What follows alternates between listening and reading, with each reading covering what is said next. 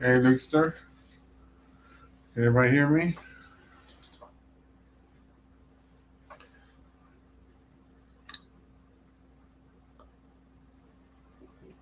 Captain Birdie Slice. Checking in.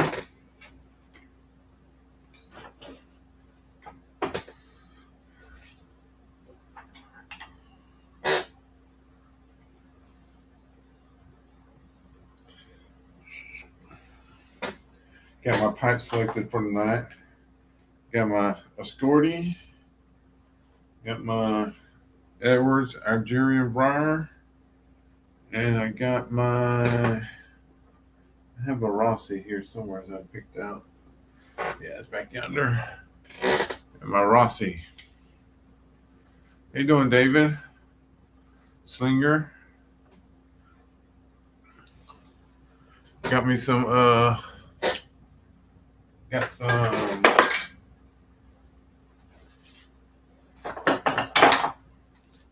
early morning pipe 2004 in the amount a day. Got some Airmore, Crumble Bee, and something else. I forgot what the other one was. Oh, here it is. Some more of the Full Virginia mixture. So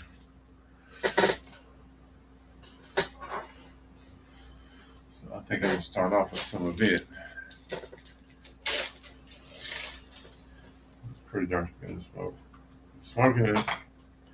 My first briar pipe of I bought years ago at Davidson Sons in Wilmington, North Carolina. It's a Diamante Blaze.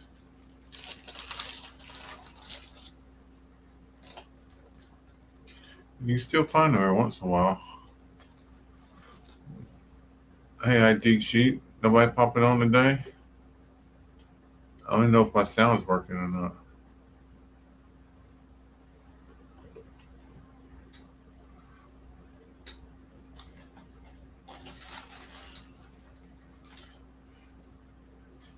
No Chris tonight. He's still in Alaska.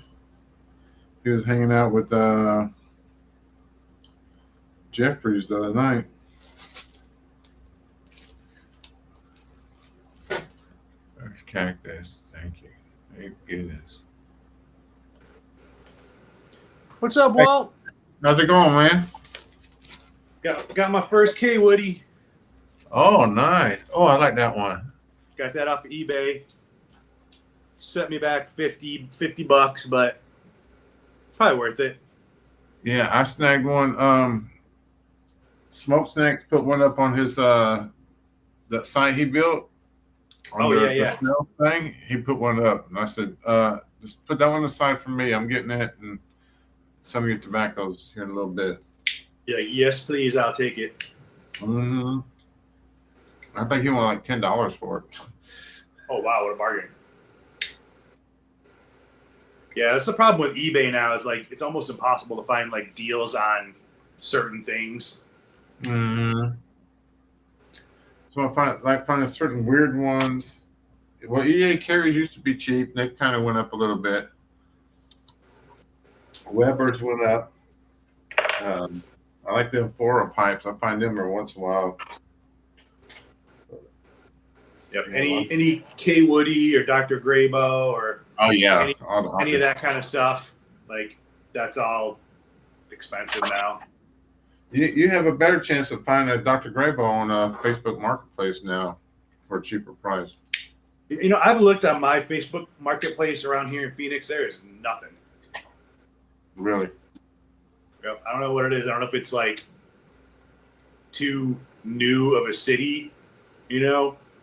Mm-hmm. They really didn't start to get like real like populous out here until like the 60s and 70s and 80s. You know, back in the 50s, it was still like Phoenix was tiny.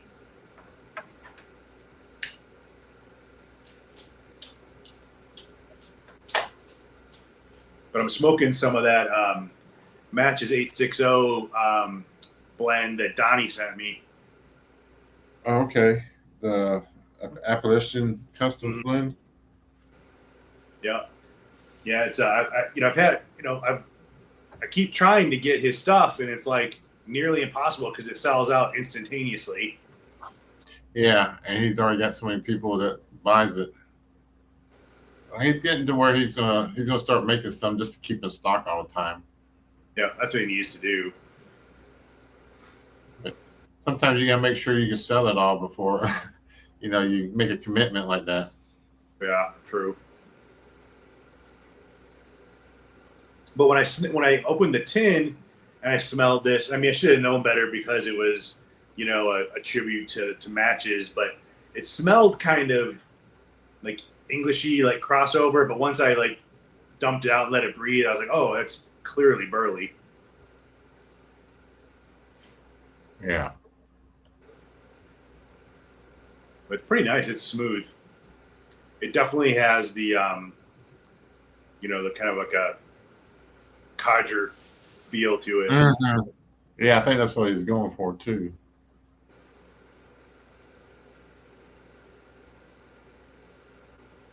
That's nice.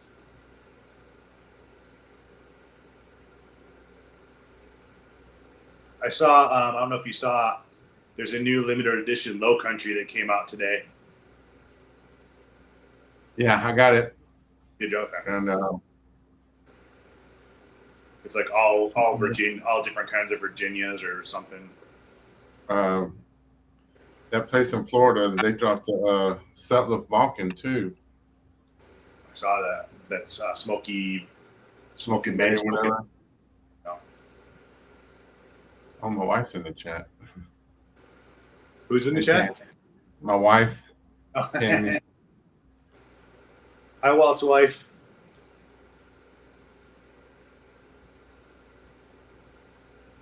Blue Cord's in the channel.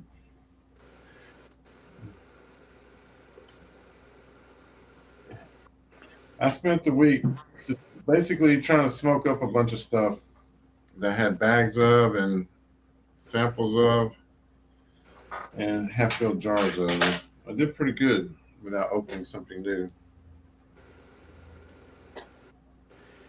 Yeah, I have so much stuff open that it would take. I mean, I should at least what I should at least try to do is smoke up the stuff I have in like the little jars. I have so much other stuff open that it'd be impossible for me to smoke all that up. Oh, yeah. But like the little taster jars, the little baby mason jars, I have a lot of stuff in there. I should at least try to go through those. Yeah. Yeah. Well, I kept buying jars for everything. After a while, you get some stuff in the bag that you want to keep, you want to get around to smoking, but you may not be in the mood for right then. So I just went ahead and forced myself to smoke them all. Just get rid of some of these Ziploc bags and Mylars I had, and Yeah, you get too much shit, and then you don't even have mason jars for everything. I got some jars. I know when I empty them, I'm just gonna fill them up again because I like the blend. So I'm gonna like some of my Sun Bear and stuff like that.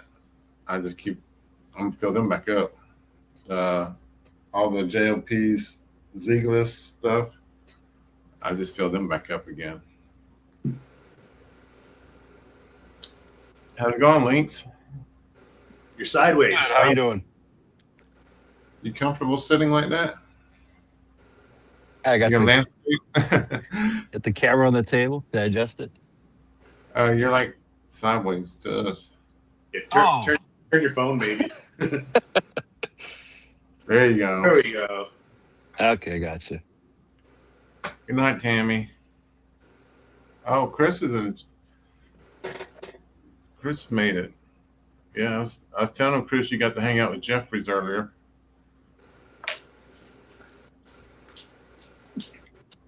What are you smoking, Lynx? I'm smoking this. I'm about to load this McBaron you sent me. I haven't tried it yet. New London blend, Burley blend. Oh, yeah, that's a good one. Yeah, I'm looking forward to it.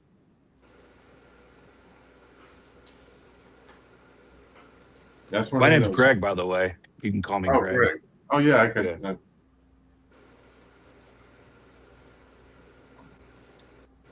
Normally I'd be smoking outside, but it's 108 out there right now, so not doing it. And the sun's still out. Yeah, it's hot.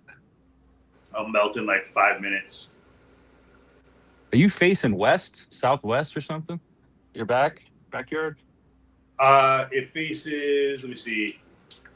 It faces south. Well, the way I sit, I face southeast. So basically, the sun is coming from behind me. You know, kind of west-ish. So I have like a sunshade that blocks most of it, but you can still feel it. Yeah. No, there's enough of a breeze here tonight. It's all right. Not too bad. Where are you at? I'm out in Surprise. Oh, you're West- Arizona West, too? West Surprise. Like, I think it's you're up by Slinger. yeah, I think so. It's like the 18,000 block. Like, it's only 2 minutes to the canal before you hit the white tanks. Nice. So pretty It's far out there. usually a little bit better out there because we have like the heat island effect here. Oh yeah. Just like all the glass and the metal and the cement just absorbs the heat and like reflects it back at you.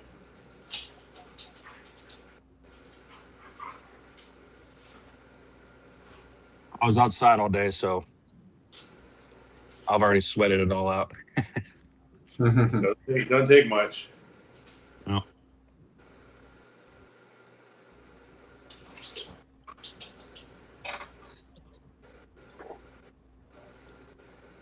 So That's good. how far away from y'all are you to each other? Surprise is probably at least half an hour if there's not a lot of traffic. More if there's traffic. Like Metro Phoenix is huge. Y'all can start a pack club. Supposedly there is one. And they meet in Mesa once a month, I think. But Mesa's probably another 30 minutes from here, and from Surprise, it's probably an hour. There's Chris in the boat. What's up? What's up, boys? Can you hear me? I'm on a boat. Yeah. Nice view, man. It's not bad. How you enjoying the trip so Doesn't far? suck. It's great. Highly recommend it. Look at this character. The wife's looking for the whales and stuff.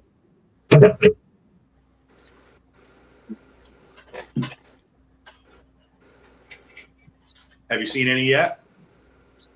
Yeah. Yesterday I saw a couple whales, Cool. some orcas. Today was some dolphins. There was a sea otter back here a little bit earlier. Hopefully we'll catch some bears on the shoreline today.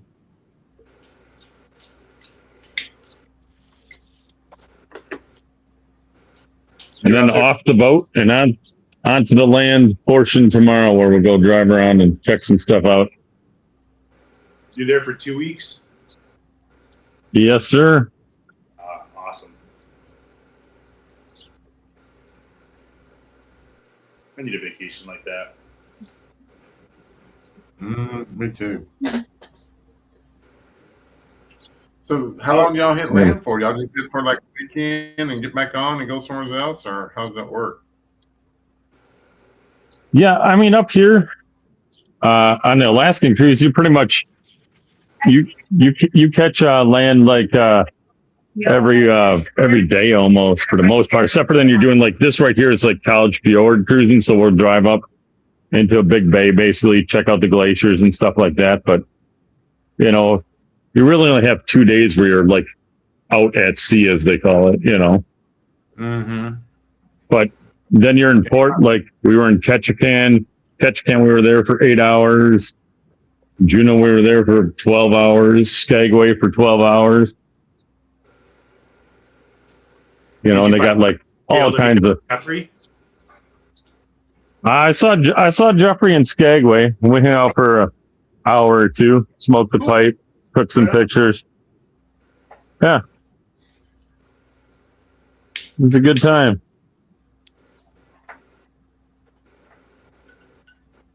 Gamecock But Pipe yeah. still look up for eagles too. You know what? There's 20 years ago when I was up here, there were eagles everywhere. I saw a couple eagles, but not like it was 20 years ago. It was weird. Probably hunting them. When we were in Ketchikan like 20 years ago, you'd see eagles like you'd see seagulls when you went down by the water in the ocean. They were just everywhere, it seemed.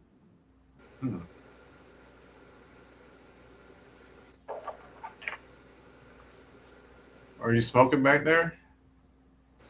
Not on the, you can't smoke on your balconies, but I went up on the top deck and yeah, I basically sit up there all the time.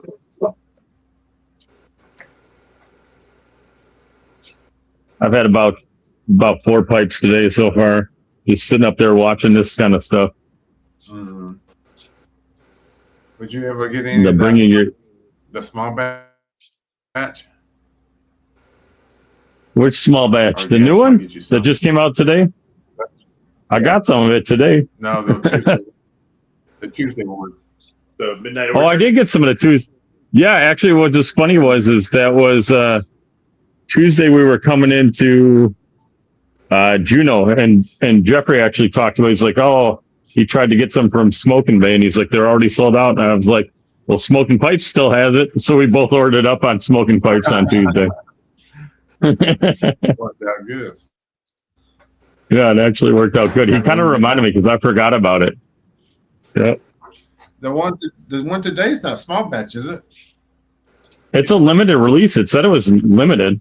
Oh, It didn't. okay. It didn't have a number. So that means it's probably more than 20,000, is my guess. And then they said you could get up to 20. I was gonna say it was limited Yeah. only 20 a piece, fellas. So calm down. Yeah, exactly. Don't go crazy with it. Just buy 20. That's all you can have. Yeah, so you can be sure there's more than 20,000 tins available. I think it might be like that Atalaya that they do, because that's kind of like a limited type thing that only comes out so often, it seems like. Yeah, Yeah, that one was it is. available for a while, but then it was gone, and I haven't seen it come back yet. Yeah. That's a good one too. I don't know. I snagged 10 of it because that new one sounds pretty good. Yeah. It's not going to get worse. I mean, it's all red Virginias and stuff. It'll age up nice. It's not going to suck. Red and orange. You can make something out of it. That was a little soapy.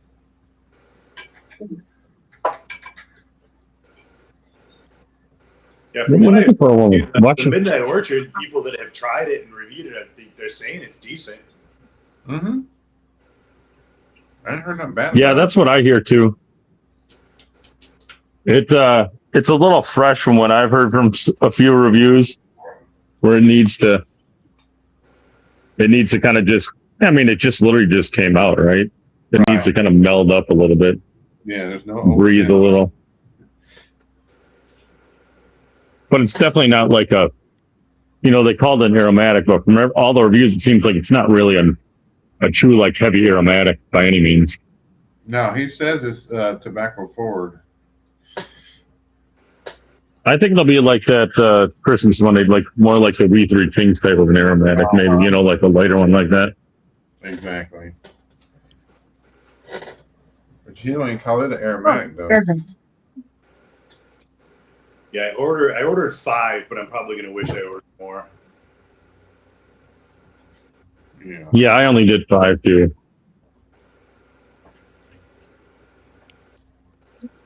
I got 2. That'd be good for now. Hopefully it comes out again. I mean, it's an aromatic. There's your 2 otters. All of their small batches they come out with again, and it'll just be a couple of years. Old Man Copper got some. Oh, got smokehouse. But keep your eyes peeled because you never know. Some website might come out with it still in a few days. Yep. Yeah. Exactly. Smoky Vale had some today. but it's sold out. Oh, did it? Yeah, I got an email from him. He said they had some available, but it was gone pretty fast too. Yeah, lots of them will get it, but those smaller shops are like, hey, yeah, we got 15 pins. Right. Yeah. It doesn't last too long. And sometimes they'll message their best customers and go ahead and offer them to them. And some brick and mortars got some because Sal Dog did a review of Oh, it yeah. today. Yeah. We walked into his local shop and they had it. So we got some. Somebody else got it last week. He bought it at his local brick and mortar. Yeah. What's his name? Happy Tabby. Happy Piper. Yeah. But I think he might go to the one that maybe Beams goes to, possibly. Oh, no, he's in Pittsburgh though. Yeah. Yeah, he went I to don't like that him. he went to their Lots of otters swimming around. Yeah, it's probably still some store shelves out there. Yeah, I went by my local today just to see if maybe they have, because they have gotten stuff in the past. Like they still have some Palmetto Balkan available, but they didn't have the Midnight Orchard. What else do they got? They had some We Three Kings still. Oh, that's an old one. That's been out, yeah. Yeah. What else did they have? Oh, I grabbed this one, which I don't know if it's any good or not. But apparently it's a Sutliff that they made just for tobacco shops. It is it is an aromatic, so I don't know how good it'll be, but I grabbed that. There you go, guys. A couple of glaciers there coming up in the background between those mountains there. Big up in the mountains. Sweet. Yeah, it's probably hard to see because I can't zoom obviously in for you guys on StreamYard like this, but they're back up there. What's the temperature there, Chris? Probably right about now, probably because we come in here and go, we're between these mountains and the glaciers. It cools down a little bit. I would say it's probably right now, probably in the upper 40s, low 50s, maybe. Sounds nice. It's not bad back here on the back of the deck and on the balcony because there's no wind. Yeah. Where I'm at, on my balcony here, because it's kind of blowing around the ships. It's like if you're on a windy day and you're standing, at the back of the building, it's blowing around the building kind of thing.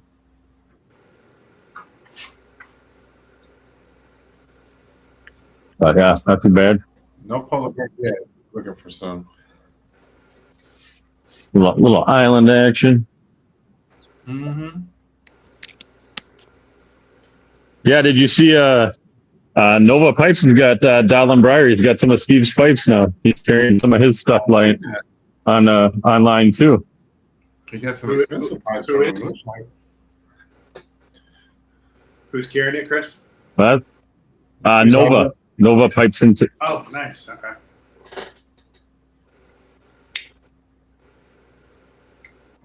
Hey, Doc. Hey. Doc just did a tour of his pipe room or lounge, whatever he's calling it, and it's coming out good.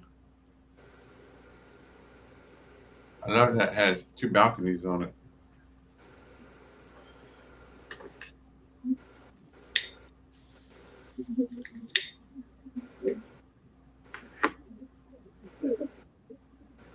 Yeah, Smoking Bay has Sutliff Balkan for sale. Did you pick some up? No, I had enough really. I thought about it and I was like, nah. I know, same. I was like, well, I just bought the Midnight Orchard, and then I ended up buying the Low Country today, and it's like I can't do it. I did the same thing, and I was like, I don't smoke that many Balkans, Right. so I'm like, I'm not gonna get into the FOMO thing and be like, oh, it's the Sutliff Balkan, Mm-hmm. Let somebody else that'll enjoy it get it. That's what I thought. It's the Sobrani match, and I got the real Sobrani, so. What's this mine in it?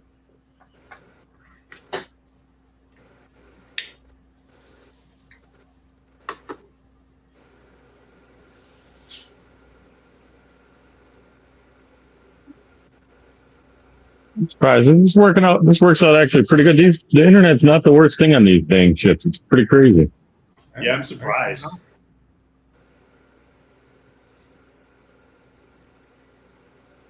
Like you're not. It's not here. It's the video quality is good. Mm-hmm. I got better internet than Walt on the boat. I'm wired in now. Yeah, there's no lag or nothing. Mm-hmm. Sounds real good too. Let me see what happened. I'm on my phone. If this, let me know if does it? Oh yeah, did it spin it or does it go crazy? Give you a wider screen shot this way? Yeah, it's Oh, no. wired. Yeah, that's real good. All right, good. I'll go this way then. I'll work out better. Doc says jump in the water. Yeah, they frown on that, don't they? Yeah. You probably get left behind. Oh no, they'll come back and get you, but you'll But I mean, that'll be the last cruise they let me on. but the boat's probably going at a pretty good clip. In here it's not too bad.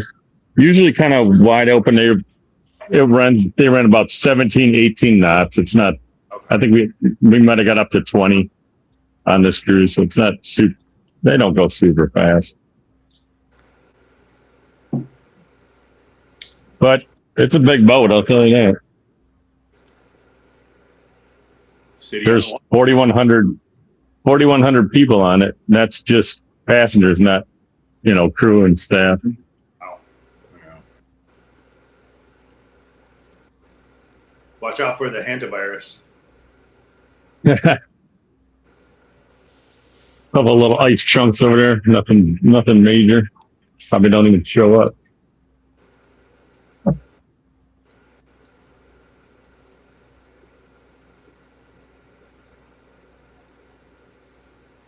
Oh, there's one. How's the new job, Walt? It's pretty good. Pretty laid back. Nice little area too. It's not too far from a lake, so we'll see about getting a camper and just pulling into a campground up there, staying instead of hotels. So they make missiles out there. I forgot which ones. I forget the name of them now. Mongoose? The mongoose or something? I forget what they're called, but yeah, it's a pretty neat place. I don't get to see much of it because it's all high security, but Oh yeah, but the part we are is the woods and some sheds. That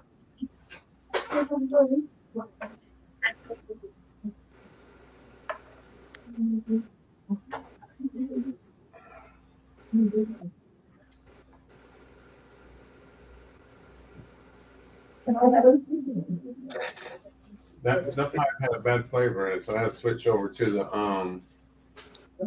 Dunhill early morning. I think I just cleaned it or something and left the flavor. with K-Woody, he's smoking great. Mm-hmm. There you go. You see his K Woody But my first one got off eBay. Nice. The sharp one. It's in pretty good condition. A little bit of teeth I chatter, think but that's about it. I think I only snagged 2 or 3 pipes on this trip, but none from up here. They were all just on eBay.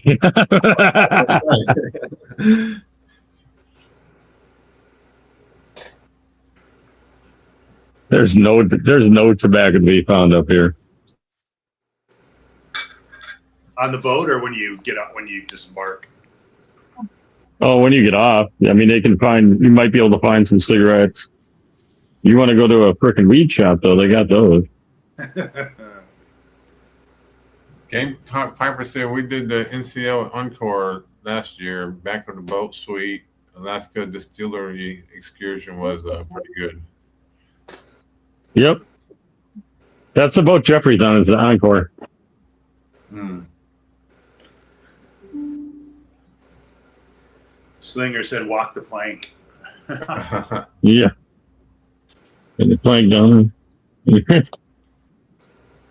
Looster just found out Doc was his father.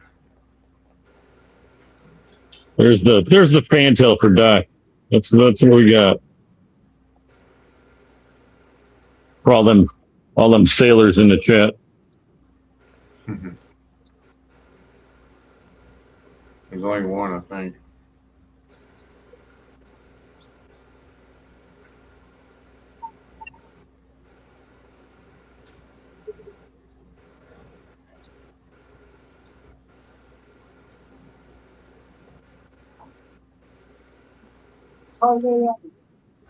Was it Craig? Is that your name? Greg. Greg. Yeah. What? So you said you're outside all day today? Were you doing yard work? No, I'm a greenskeeper. Oh, okay. Yeah. Oh, I just started a new job west of here, believe it or not, Oh wow. on Wednesday.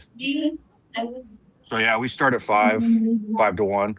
Okay. So Before it's it's brutal. well, yeah. The last few days we've had that cloud cover. This morning we had a few sprinkles. It was really pleasant until the clouds broke. But it's breezy enough, and I'm used to it. This is actually this is not bad. I lived for 18 years in New Orleans, so there's no humidity here. It's actually yeah, it's actually nicer than there. Yeah, it gets a relief. Yeah, and the dryness was hard to get used to at first, but yeah, even folks back home, they say, "Oh, I couldn't handle the heat." Well, I can't handle the cold anymore, so just the way it is. Yeah, I think that's how I would too. Yeah. If I had to go deal with like a Minnesota or Michigan winter, I might lose it. Well, I miss the variety. That's the thing. I grew up in Omaha. That's where I'm from. I miss just like the seasons. You know? Yeah, I mean the nice thing is you can go up to Flagstaff or Payson or something like that and get a good taste. Right.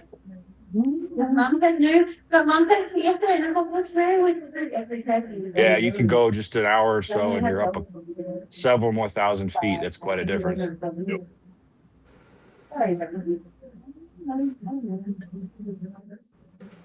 Chris, are you around other people? What's that, Walt? Are you around other people? No, I'm down on my balcony. Oh, okay. I'm just chilling. I figured I'd let you guys talk. I don't know how much noise comes through on, from my end back here. Or if you can hear the water or the motors and stuff. I mean, there's, balconies around. Everybody's out on their balcony to take in the sights right now. Yeah, we Yeah. can hear some. We can hear some. Here's some Latinos. Yeah. Yeah, Is that your neighbor? probably. I don't know. You got these things too that you can't. That's your divider between your balconies and stuff. Okay. Yeah, piece of sheet metal. They're actually like swing open. They're like swing open doors too, because like if you had the room next door, you could kind of open them up and have a bigger balcony. Oh yeah, that'd be cool. Yeah, so it's kind of neat like that. Yeah, there's like a woman's voice or something. Mhm. Yeah, to tell you. We're gonna move over this one, maybe a little farther away. What's everybody else smoking? I forgot to ask. I'm smoking that 2008 early morning pipe. Okay, nice. Greg said I'm he a smoked, smoking. Chris can't smoke. No, well, I haven't. It's just been. Oh well, we're gonna smoke Solani aged burley clay, and then we're gonna smoke another bowl of it. Oh, we're gonna mix it up. We'll have some Escudo. Oh, now we'll go back to the Solani. Kind of good in a way to be dedicated to one blend like that for a little while. It's not bad. I mean, I smoked pretty much like 3 or 4 bowls of Solani back to back, and just sat up and smoked that all day. Nothing wrong with that. It's a good one. Dr. Bob's Yep. Engine 99. That's a good one. Enjoy Snus and join the chat.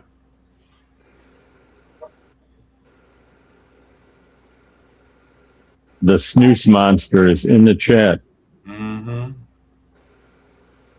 Oh, Garrett's in the chat. Hey, Garrett. Mary's lurking in a grocery store.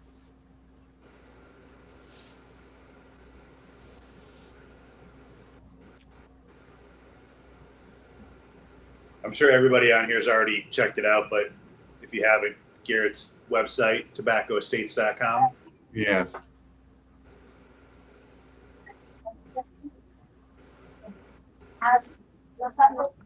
Yeah, for a newbie, it's great to have access to more experienced smokers. That's a real big help for me. And I mean, it can be pretty real time too, which is nice. Mm-hmm. Yeah. And there's people you know too, kind of. You guys something on Facebook and get ripped or get the Yeah, you tough can. guy. That's The tough guy answers. I don't use filters. I don't smoke aromatics. If I want yeah, that's the nice thing about the site. Oh, okay. I'll be right back. Yep.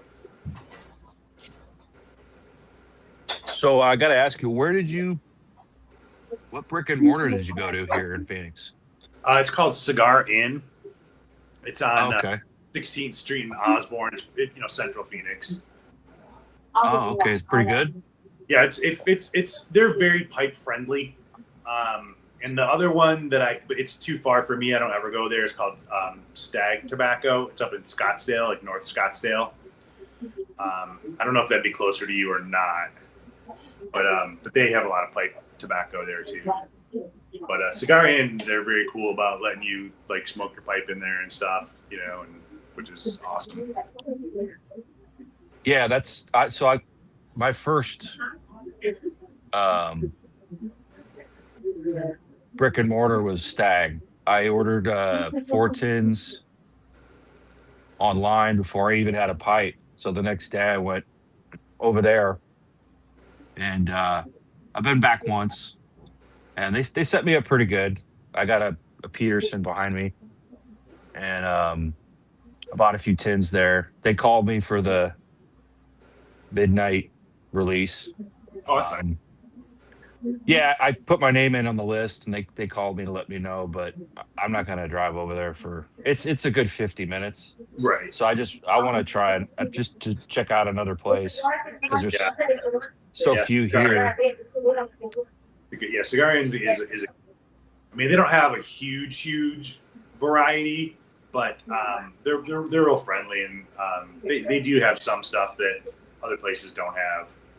Like I said, they still have some of the Palmetto Balkan. They actually still have some of the Sutliff Maple Shadows. Yeah, I figured, that Stag carries a decent selection.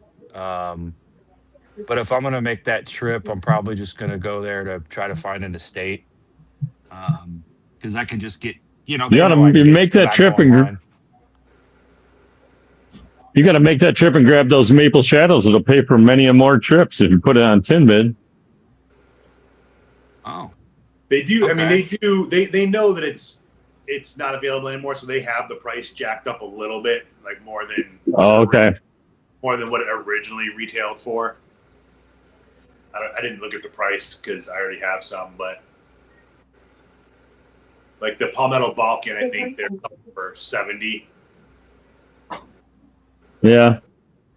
I mean, now granted If you get that maple taxes and all that kind of stuff from there, but Maple Shadows, you get that 8 ounces for $75-$80. It's still a store. Yeah, true.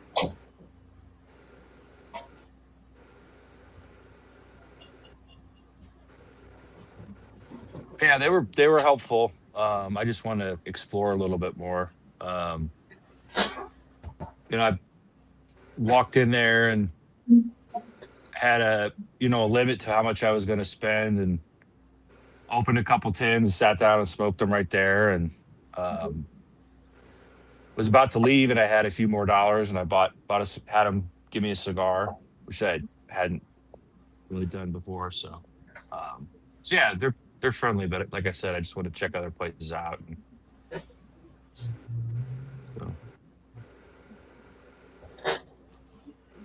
I'm gonna go grab another blend. I'll be right back.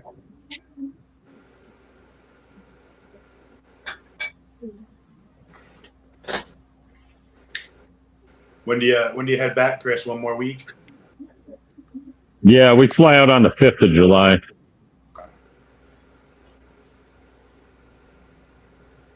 So we'll do the 4th of July up in Anchorage here.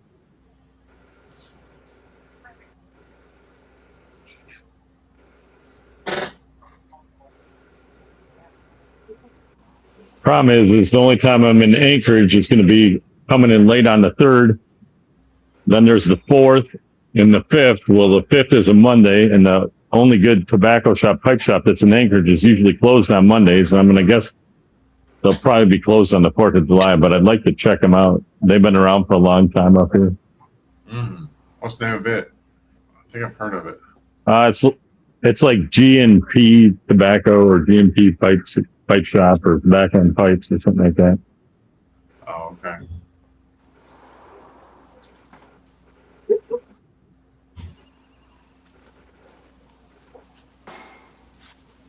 That's the only real tobacco and pipe shop. There's a couple other there's another pipe lounge / cigar lounge, but it's not if you're going for pipes or pipe tobacco, G&P is the only real one up here. Yeah. So I've been told. Yeah. From the locals. Local natives. Well, the other lounge is it's one of those lounges where you got to pay to get in, and you get your time for the day or whatever kind of a thing. Oh, okay. Dr. Bob says no fireworks on 4th of July in Alaska. They save them for Christmas. Yeah. Well, you can see how light it is now. This is, it's just right by 4 a.m. and I've been out here at 1 a.m. and it's still about half as dark. It's probably more at 4 a.m. It's more like it is on this side, a little bit darker. What time is it there now? It never gets it's only 10 to 6. Okay. Too bad. So we're 4 hours difference in Walt, basically. Yeah, you're an hour earlier than us here. Same as Doc. Yep. No, I'm an hour ahead of Doc, or an hour behind Doc even, up here.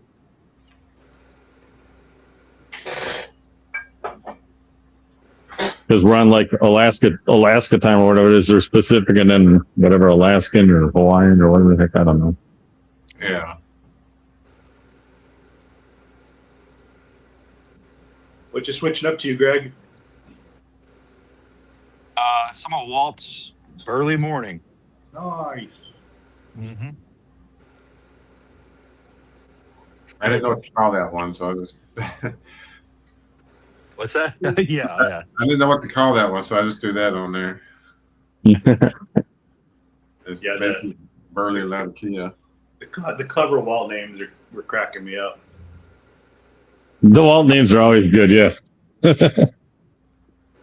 got I gotta figure out. I gotta send you some Cactus and Chris. I think I sent Link some already. The slice. Mm. I got to figure out a name for it. 'Cause The burley one, the burley. I saw the. I call it bird. I think it's more dark fire, but Luke's just I says saw it's the, more burly to me. I saw the thumbnail. I had a chance to watch the video yet, but even the slices in the thumbnail look delicious. Mm-hmm. Yeah, Luke was telling me earlier. He was messaging me. He told me that dark fire burley blend you got's really good. Well, The press one. I'm guessing that's the one he was talking about. That's got the dark fire like that. Yeah. Oh yeah. Yeah. Yeah, I smoked another bowl when I got home. Actually, I went and smoked it in the car. I had to go get a pizza. It's very good. A nighttime. Very slide. good. Yeah. Uh, Yeah, it's you might be right. It might be more dark fired. Like the second bowl was different than the first,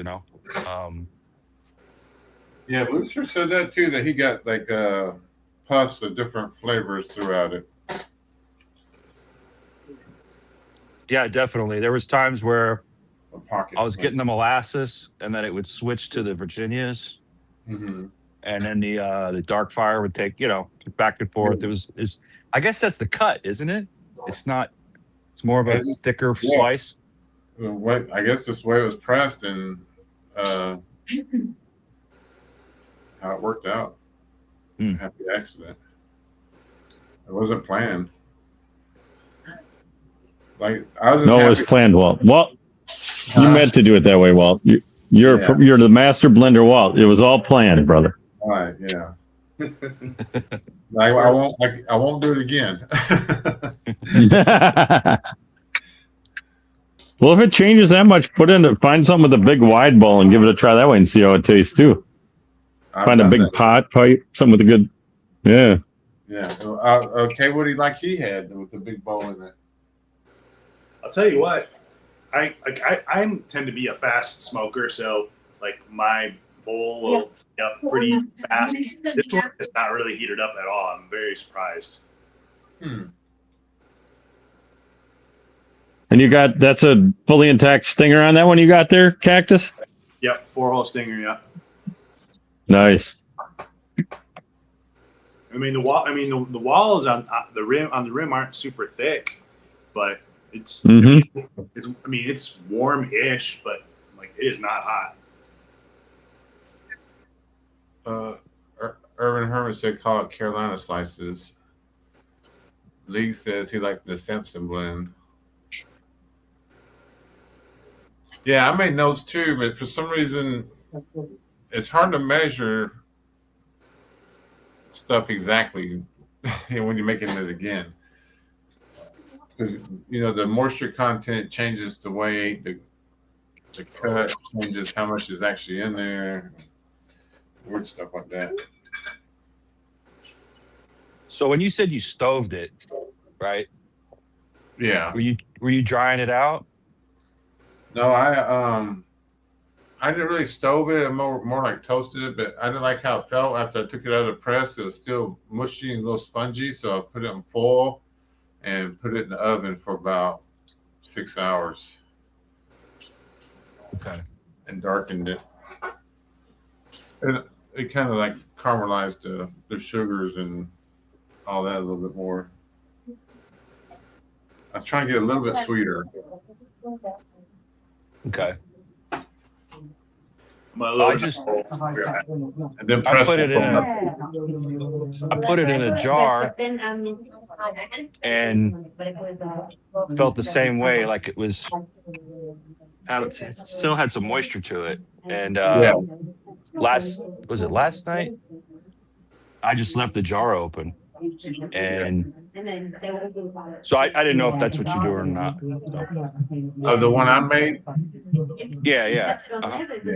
Yeah. I baked it for a while, or toasted it, or whatever you want to call it, and then I put it back in the press for another week, just get it hard again, so they slice it, half-ass flakes. Oh, okay. I misunderstood you. Yeah, so it still has some moisture in it, but Yeah, we use that for that. I got you. Okay. In the jar, it'll eventually dry out. And be good to Okay. go. Yeah.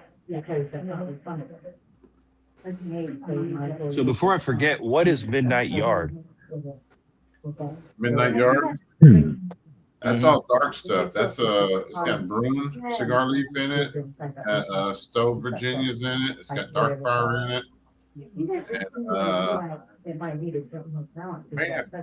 Let a key in it. I'm not Perique in it. I got to check what that is. Okay, I haven't tried that yet. I was just curious. A lot of people liked it. Oh, a lot of people. 3 people liked it.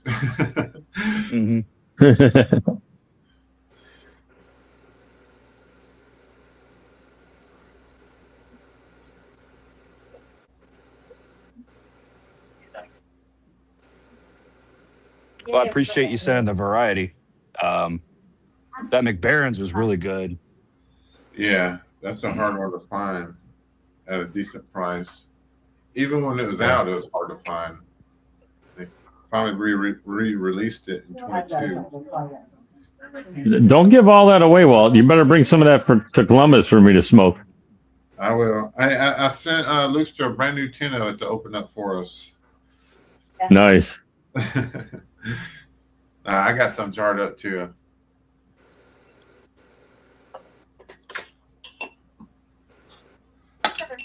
I got one of the older tins too before the 22.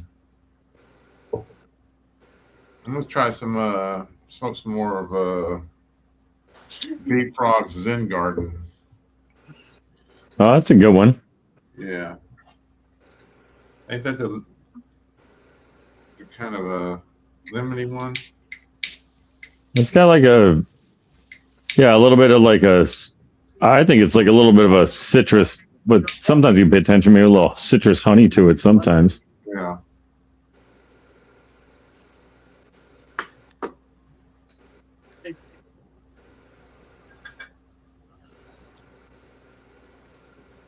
Yeah, this is one, if I'm not careful, I'll smoke through a jar of this quick.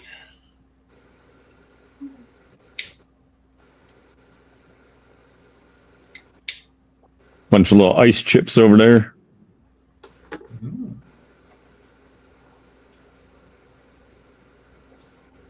So it's what did you say the temperature was? I mean, I'm in short sleeve shirt and jeans right now on the back. It's not bad at all.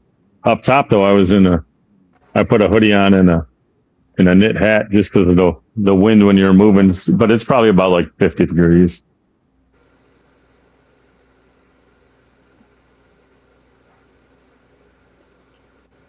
Lee said he's been there. My tobacco's aged too much in storage, and I went to make a new batch of my blend, and everything was off.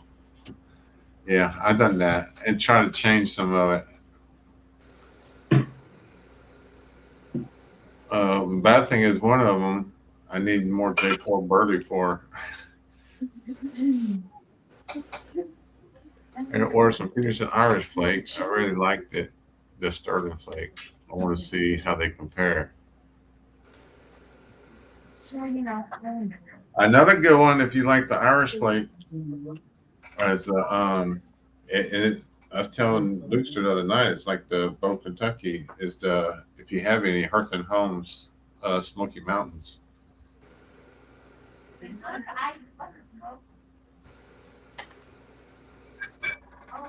That's a real dark fire blend there.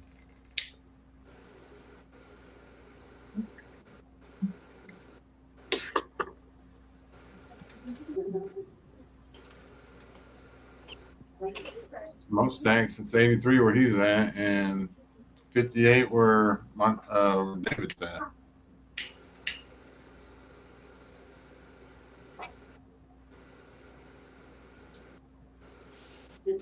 Well, is Pipe Week over? Or there's supposed to be one more day of it.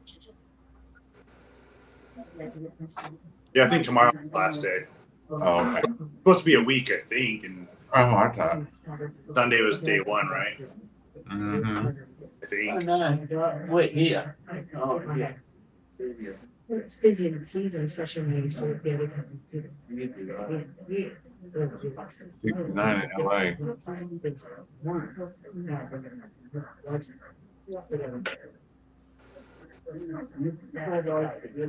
Yeah, it was in the low to mid 60s in some of the ports, like we were in Ketchikan and Juneau and stuff.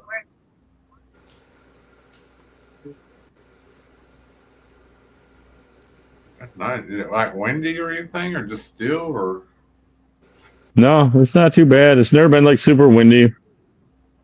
It was smooth sailing pretty much the whole time. I mean, now when you're in the bay, if you look like past the wake the ship's making, it's just like glass out there. There's no wind in here. One more.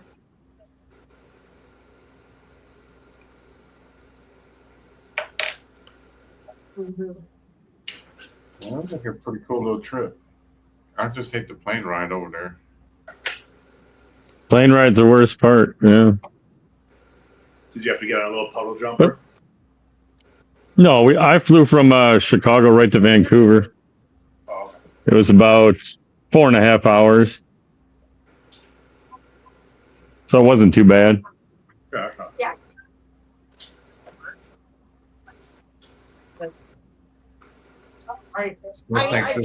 He's excited to see who wins the golf Yeah. Sunday. He's doing a drawing for his pipes.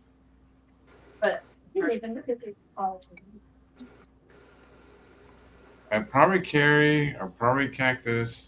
I think they win everything. Right? Yeah, I think my luck is used up at this point.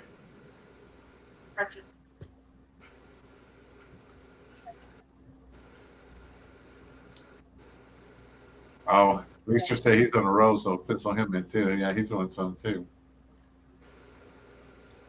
Yeah, Luke sure has been on a roll. That's right.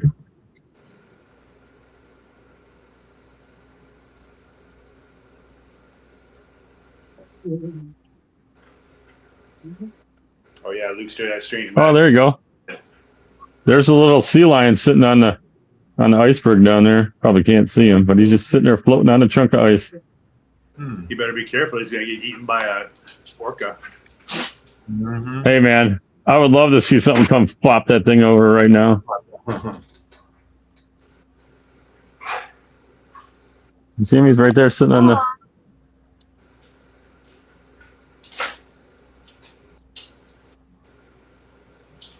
Little baby fur seal. Adorable. Adorable.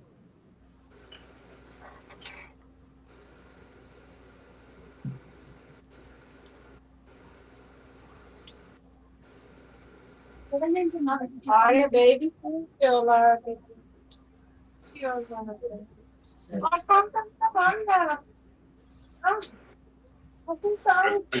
more thing. It's not. Where?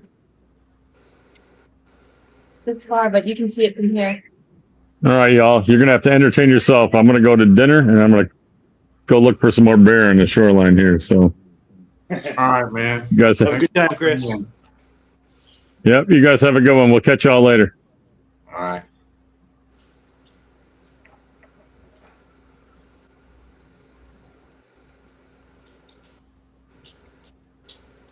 I don't know what it is, Walt, but both of these blends you made burned down to just white ash. That's a good thing, huh? I think so. Well, there's some stuff they put in the other stuff that I don't put in all the you mix it and stuff like that. They're protected on the shelves as it said. Right. That might be part raising. And I think both of them that you smoked is all whole leaf too. So there's no I don't use those only had the blending components winners added to them. There's some casings on them, but that's it.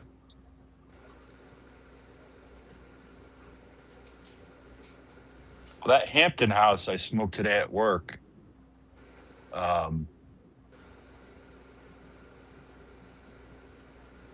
It's really good. I don't know. I guess it kind of reminds me of that article you mentioned about Edgeworth Yeah. being not trying to be anything else. Mhm. You know.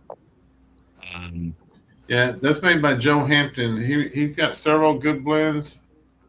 He's adding a lot more to his menu now, but he has some basic ones that were real good. Just Virginia's Oriental infused with different stuff. He had a rum, a vanilla Oriental, and a chocolate Oriental. And then he had a Burley Virginia and a Virginia Burley. And then he had like white chocolate, Burley Virginia, and the All American, which is like chocolate, lightly chocolate. And then he had like a dark fire match and another one he matched or something of the dark twist match.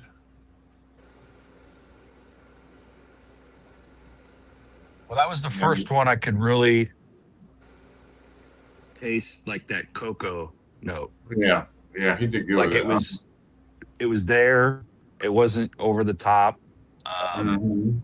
It's just simple. Like it wasn't in your face. I had to find it, but Right. yeah, it was nice. It was nice. Yeah. I think that's the best way to do it too. Yeah.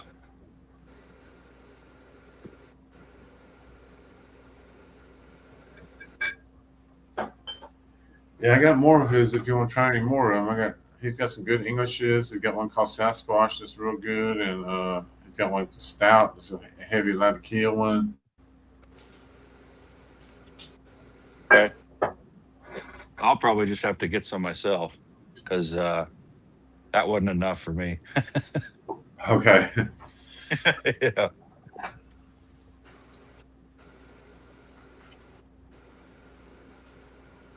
Yeah, So what's check it in out. this? What's in this Burley Morning? A Burley Morning, I have to look at it again, but I think it's only three components, and I think it's a Burley, Latakia, and maybe some dark air cured. And then some, yeah, I think that's it, but I'm not sure. I have to look again.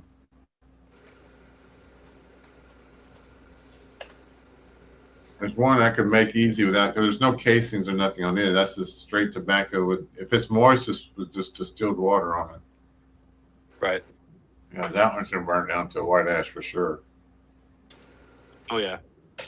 Yeah, I mean there's nothing left in the bowl. Yeah. It's almost like a shag cut, huh? Yeah, that's what my grinder is. So all mine grinds like cigarettes.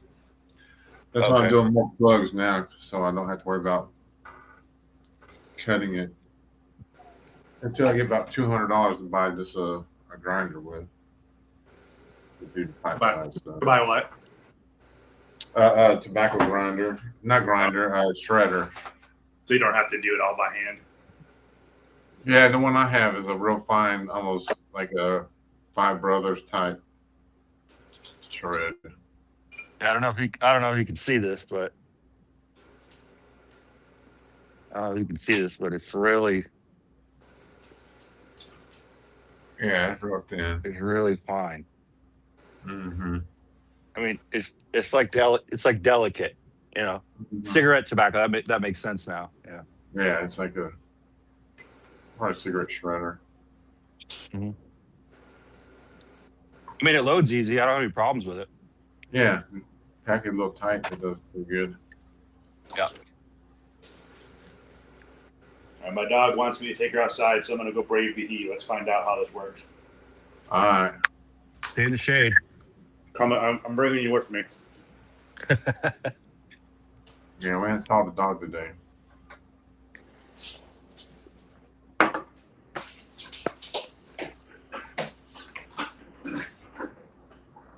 I got that pH meter today. I haven't started playing with it, but I got to figure out how much distilled water to add to a pinch to get like a sample. But I'm curious to see what'll happen. Yeah. My thinking is once I get some whole leaf, I'll do that too. Just just to see what happens. Mhm. I figure it can't hurt. It was $15, so You could. Do you like Balkan blends?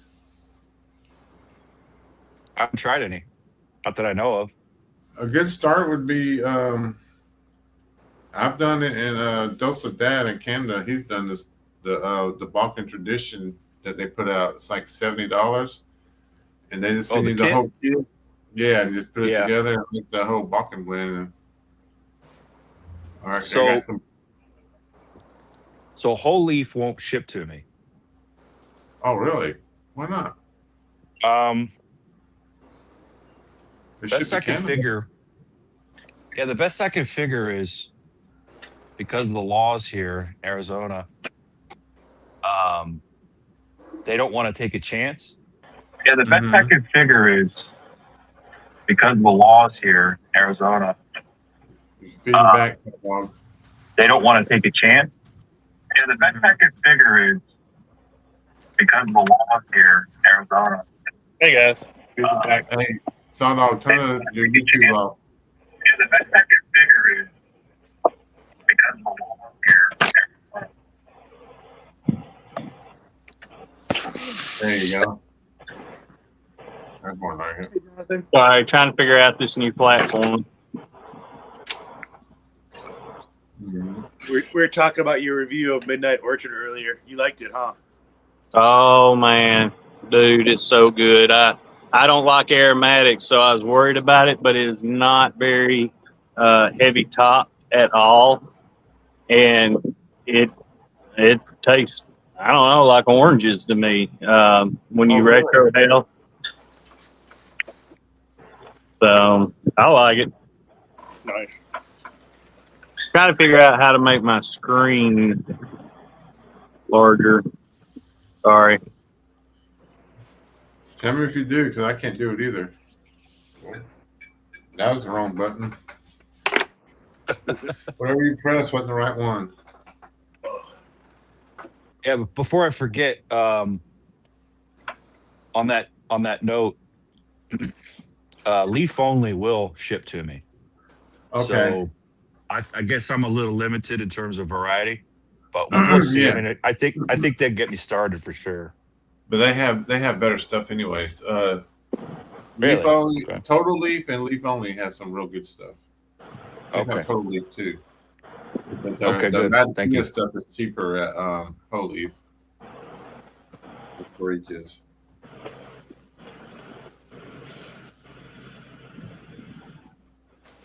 You make it bigger, Jonathan?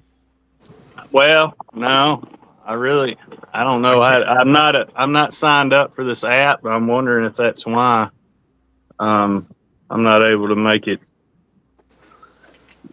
You on your phone? There's different buttons on here, but nothing seems to make it any larger. Hmm. Oh well, it'll make do. We put you a It looks Roku fine. TV in It's there. fine for us. Okay. I'm gonna put the TV on mute so I can halfway see what the heck I'm doing, I guess. Oh, okay. Are you on your phone or what? Yeah, I'm on my phone. I got a laptop, but to be honest with you, I've never done anything on a laptop as far as lives or any recordings or anything, so I don't know what the heck it would do. That's about all I've done on this one.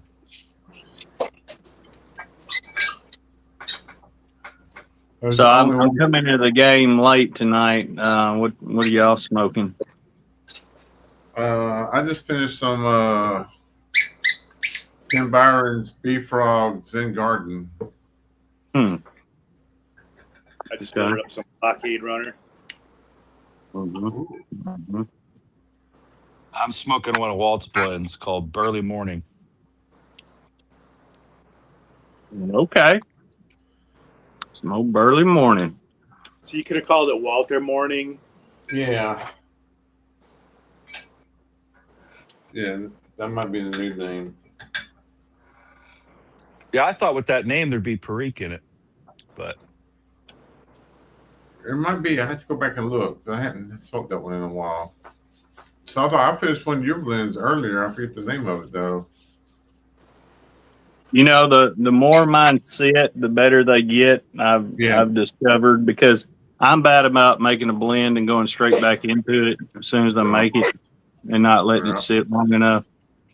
But I made some what I call sow dog kicker the other day, and it's got 0.65 Virginia, 0.30 dark fired, and 0.10 Perique, and it's all long cut this time instead of ribbon cut. So it's actually pretty good.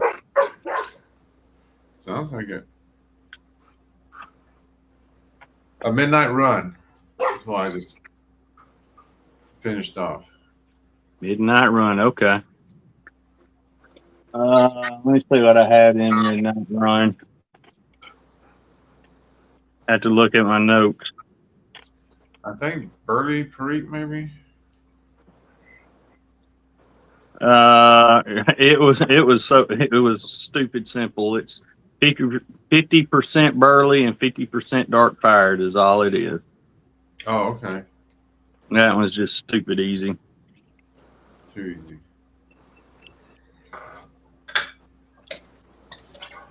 That'd be going to press into a cake. Yeah, I have to try that. I got one called Zipper that's really good.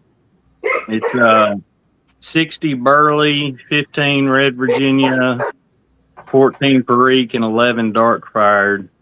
And then it's really good. Don't tell everybody your secrets. Oh, man, I don't mind. I'll share them with anybody. I don't mind at all. I'm just kidding. It's good stuff. If I can help, I'll help. I'm gonna have to run, fellas. I gotta catch my niece's soccer game. So. All right. Are they playing outside? Goodbye. Yeah, they're playing at 7:45, I believe. So. All right, have fun. Stay cool. Yeah, man. you too. It was a pleasure. Good seeing you. You too. Adios. See ya. Y'all have to forgive me. I've actually never seen who he was. Who is that? Links and Pipes. Hmm. Yeah, He's he's newer. relatively new. Okay. I don't think he does videos. I think he's just a commenter. Okay, cool. Did y'all get to order any of that orchard stuff? There's the Orchard, and there's a new Low Country blend out too that came out today. So I didn't even know that. What's in it? Red Virginia, Orange Virginias. Okay. I'll grab it. I was reading it, hoping they didn't throw Perique in there, and luckily they didn't. Hmm. You not a big Perique guy? I do, but it seems like every time they come out with a Virginia blend, they have to throw Perique in all of them. Especially Is that backwards? Okay. Surprise. Is that on smoking pipes, or what is that? Uh-huh. Yeah, I don't think it's a. it says limited edition, but it doesn't like give like a number of tins. So Hmm. It's not They small got- batch. It's just when it's but yeah, shown it says pure red Virginia, orange Virginia, mahogany Virginia, all pressed and sliced into delicate flakes. Hmm. So another broken flake. Surprise, surprise. Mhm. Yeah. I like a broken flake though. It burns a little longer. Yeah. But it feels like that's all Cornell and Deal does now is broken flakes. Mm-hmm. Except for them four they came out with. Oh yeah, those like crumble plugs or whatever, Yeah. whatever that series was called. Uh, Tried it. They were tight. I think they were hard plugs. They have, Maybe wrong. I only tried one. some people were saying they weren't true plugs. Oh, But okay. Maybe not. I haven't tried them, so I don't know for sure. Well, they're whole leaf. I'm trying to remember they're whole leaf, but they are like a cake. I thought I had one out here, but I might have smoked it. It was a vapor. I like that one. The Long Sentinel. That's it. That's it. That's the one I tried. That's to me. That's pretty close to Salty Dogs. That was good. I hadn't tried them side by side, but it tasted pretty close.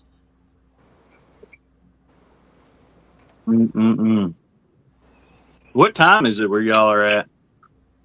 Me? It's 10:30, almost 10:30. 7:20 here. 7:20 p.m. Yeah. Damn. He's in Arizona. Wow. Here. I'm at- 7:20 and 103 degrees.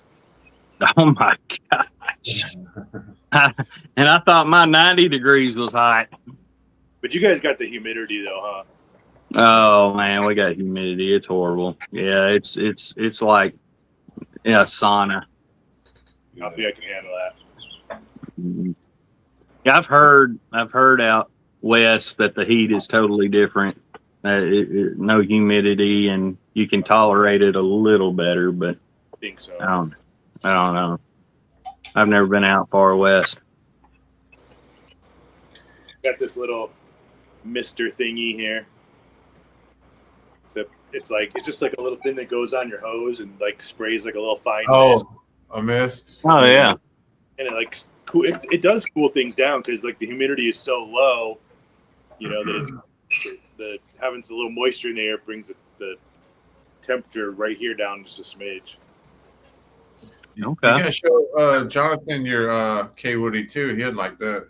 Oh, let me go grab it. I have not got a K Woody yet. That is on my list to get though. It's my He first just one. grabbed him a K Woody Bulldog. I love the bulldogs. That's one of my new favorite shapes. Oh, just got it. Just came today. Yeah. Nice deep looking bowl. And Awesome. what I thought was funny too, and I don't know if it's the. I mean, I assume it's the pipe. Like, I'm a little bit of a fast smoker, and my bowl will heat up pretty quick. Mhm. Like this one right here is like it's getting hot on me. That didn't Yeah. get hot at all, Okay. which is weird. Like, Yeah, I'm guilty of fast smoking too. When Yusuf stayed with me for a little while, he said between me and Garrett, he didn't know, but we were the fastest smokers he'd ever seen. yeah, I remember one of your videos. You said you do a lot of bowls a day, huh? I'm anywhere from, I don't know, 8 to 12 bowls a day, maybe, I guess. I'm about the same. I go through about 8 to 12. Well, I don't know about 12, but I do at least 8 on a good day. Yeah. I come home for lunch. I try to watch everybody's video at lunchtime. I smoke several bowls, and then when I come home in between projects and stuff, I'll smoke some bowls and kick back and all that, which especially on the weekend, I can get on up there pretty good. So, hey, Garrett. Hey, Hey, Garrett. Where you at? You're frozen.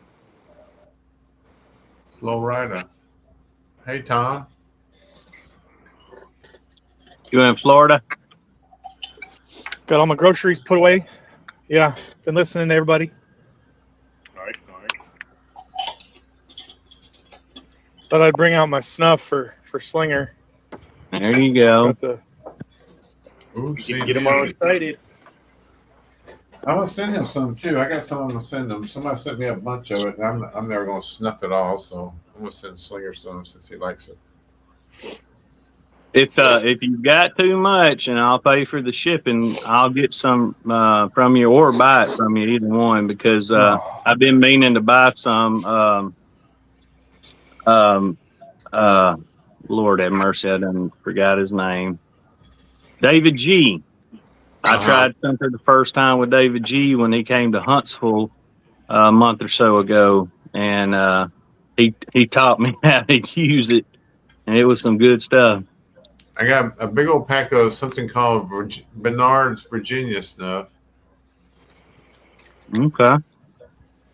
And I got one looks like a clove of garlic or something's on it.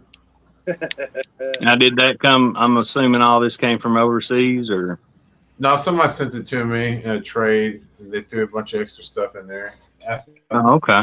Stuff. I was dabbling in it a little bit. They sent me a little bit of everything. Yeah. I got some Celtic talisman from Samuel Garwood.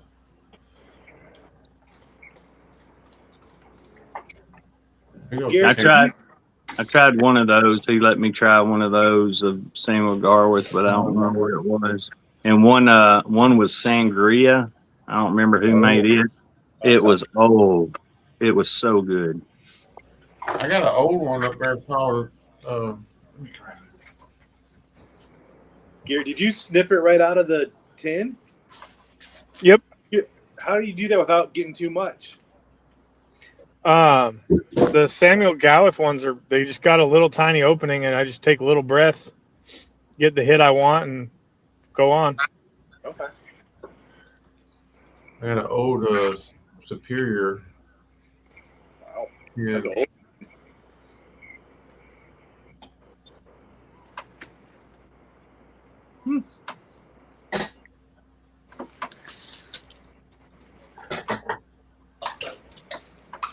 How much longer are you gonna be in Florida?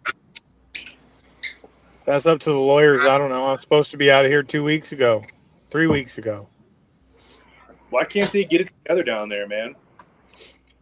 Well, project started off with building up one location, and then all of a sudden found out from the CEO that he was signing a lease for a new location, and that was right after I got all the contractors to bid and had things signed off.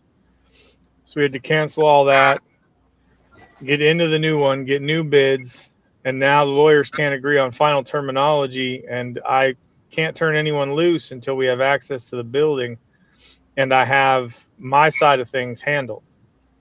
Hmm. What a pain. Sounds After like that, a waiting game, which is horrible. I know that feeling, sitting in court all day for no reason.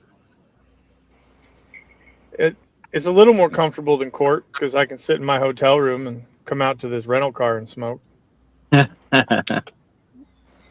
Yeah, it gets a little boring in court because you can't even play on your phone in the courtroom. You just sit there and stare at the wall. Yeah, I spent enough time doing that. I'm okay. I'd like to never see a courtroom again. I understand. Mhm. Porch Piper Tom is in the house. He said the website looks great, Garrett. Thank you. I really, really do appreciate everybody's positive feedback, even the negative feedback. If there's something I can fix, I'm going to try and fix it. Yeah, he fixed that issue for me today. That was a thorn in my side. Yeah, I that had been broken for a bit, and I thought I had fixed it because I only can test on an Android, but apparently Apple needs like 5 other steps fixed before it works on an Apple. Because I would just, and not that I'm getting a ton of notifications or anything, but it's like I want to see what I'm being notified of, and I'd have to go search for it. Well, I mean, the estimated active community online is about 4,000 people. So if it got to the point where there was 4,000 people on there, you'd be getting some notifications. It'd be nice to know where they were coming from. Right, exactly. Because in a perfect world, the traffic's going to significantly increase. Yeah. Once we get Doc enough people on there, it'll be Doc pretty said, awesome. can you fix the issue of Tom being allowed to use the website? Everybody's allowed. Did you get my message I sent you yesterday? I think. If I did, I responded to it. I need to go back and look. I need to go back and check. I'm still figuring it out myself. I need to go back and check. Tom says I ain't not to worry. I ain't figured it out yet. Well, if you want in on the gob before the drawing Sunday morning, you need to figure it out pretty quick. Lickety split. Well, I did the response to you for the golf. And when is it? Sunday? You said it's ending. Mm-hmm. Yeah. Okay. Yeah, I did that direct message to you or something like that. On the site. Yeah. How many entries you got so far? We're over 50. I think it was like 56 last time I looked, I think. Nice. What's the website? Justin asked. Tobaccoestate.com. And you can see pictures of the pipe there on the marketplace because I have a raffle engine I built into the marketplace. Because, there's pipe makers who they want to give everybody a fair chance of getting one of their pipes at a price they can afford. So you do a raffle, but technically raffles fall under gambling. Yeah. So worked with the lawyer and found a loophole for that. No. You don't call it a waffle because you're still paying for entry. It's still a risk. It's still gambling. It's legal when you change one letter. What you have to do is make it clear that they're paying to be put on X list. And then those people on those lists can then be entered for a giveaway. See how that works? Mm-hmm. That one little loophole makes it all legal. Wow.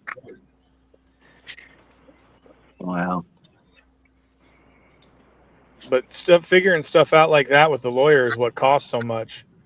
Yeah. The terminology just to get it to where, I can trade tobacco to you was the biggest thing. But making it to where everybody can use it the way they want to use it, that's been the hard part. Sonora said GLPs is on the site. He created an account. I don't think he's going to post very much until there's a sizable community over there. Oh, okay. That'd be awesome. Maybe get Ernie Q on there too. So Tom was asking, he said, do I find out how to enter the GAW on your website or on one of your videos? And that's how I learned is one of your videos. Yeah, you can just go on the website. I put all you got to do is message me and tell me you want in on the website because that way I have a checklist. You message me before I respond. I go put you in, and then I tell you that you're in. Mm-hmm. That's it.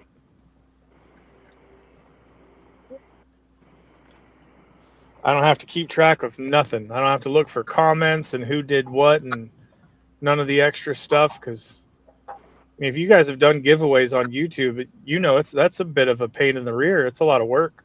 That's why I don't do a lot of them. Yeah, it's a little difficult.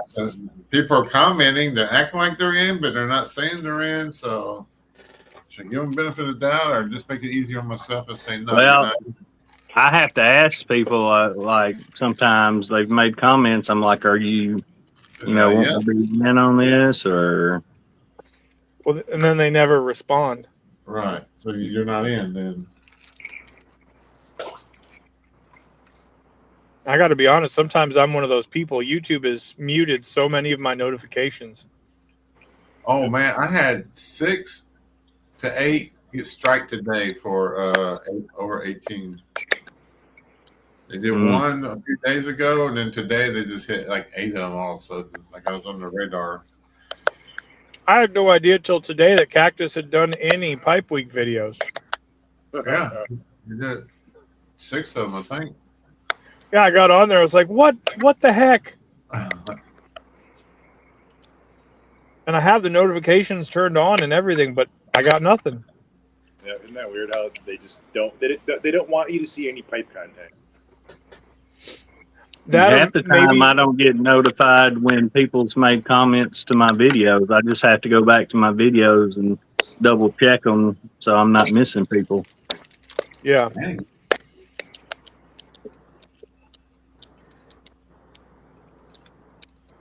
I had to do something weird on the website just to manage that. I had to set a threshold that you only got so many emails in an hour. Because if you were active, right, you were going to get notifications and notifications and notifications. And that's kind of dumb because you're already logged in, but the email system doesn't know the difference. Yeah, you're talking way over my head on that stuff. I have no idea. Just think about it like asking your kids to do something because you're working on something. Yeah. Your kids don't know exactly what you're working on, Mhm. and they're only going to go tell mom what they understand, Yeah. and that's where the breakdown is. Got you. You got any sponsors coming, or you got sponsors on it, or have you looked at? You considering that?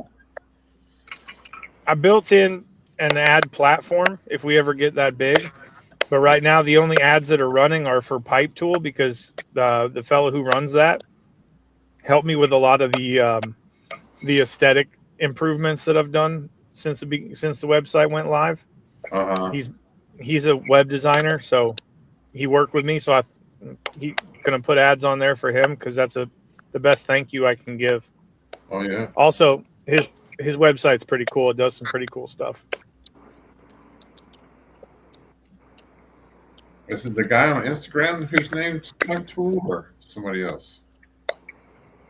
No, on Instagram and on the estate, he goes under Pylorns. Oh, okay.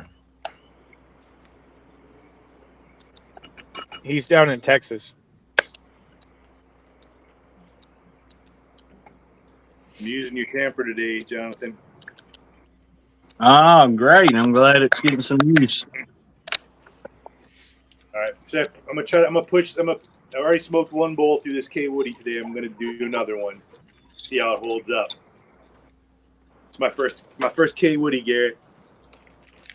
Good deal. Load it up. That's on my list. Garrett, did you sell that pipe that I asked about, or did you take it off for me? Which one? The Bulldog. Oh, yeah, that sold to the Piper in Puerto Rico, a Piper in PR.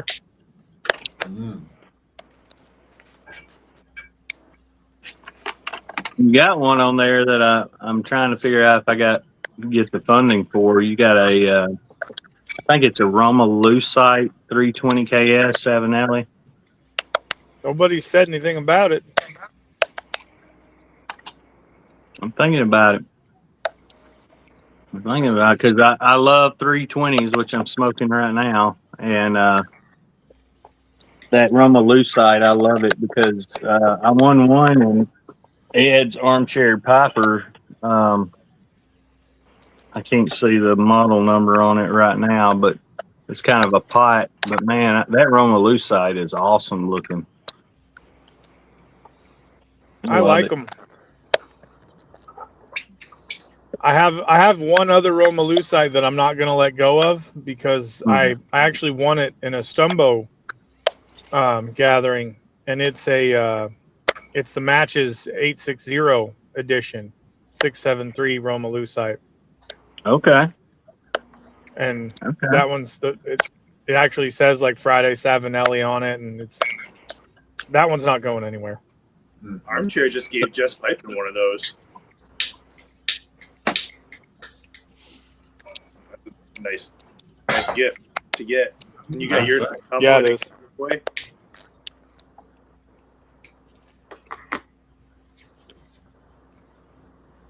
Yeah, most of the ones I posted, the Savinellis at the very least, most of them haven't had more than, I'd say, between 3 and 8 bowls put through them. Yeah. And that's why I put them up for. Say what? How come you're getting rid of so many? You just trying to raise funds for the site, or you just don't smoke them, or? It's twofold. I'm not smoking them. I'm not reaching for them. I'm reaching for other pipes more often. And if I can sell them, I'm just going to take all that money and put it into the site so that those services can run and whatnot without me having to beg for money. And although all the supporters have been great, everybody who's signed up to be a supporter, I really appreciate that. Well, I'll have to look into it. To be honest with you, I've been so busy lately. I haven't had time to do a whole lot of much of nothing looking into stuff. I've been trying to keep up with. There's so many videos coming out this week. I just can't keep up with them all. Yeah, for sure. There's, I said in a video before, man, don't sign up to be a supporter if you're not going to use what it's paying for. Mm-hmm. Like some of the features that that you'd be paying for is the ability to do this without StreamYards. You could do this through the site, Mm-hmm. and then you can invite, like I think it's 5 people into a private chat, and you can stream from the private chats into YouTube. That's a special feature I had to pay for. Oh wow. Yeah, Okay. but I only get charged for the minutes that it gets used. So I had to average out what a streamer would do, what that would cost, and that's what the charges for the supporter ended up being. It just covers the cost of streaming. I got you. About 4 hours. How does it work? So you would do this, like you said in the chat room, and then Mhm. it goes to YouTube somehow. YouTube has a stream link, and you can just copy that out of YouTube when you're setting that up, and then put it. Yeah, and you can put it on in the chat room, and it'll link the two, and you're live. So you would watch it on. People could watch it on YouTube. Yeah. Okay. You can watch and comment on YouTube. We'll do it there next Friday then. All right. You can the audio version is completely free. You can't stream. Audio version only works in the private rooms. Anyone can use a private room, but the audio version is completely free, and it records directly to your computer. So if you or your phone, whatever your device you're using. And so if you wanted to, you can produce a podcast through the website for free. And you can just edit the file before you put it on your podcast platform.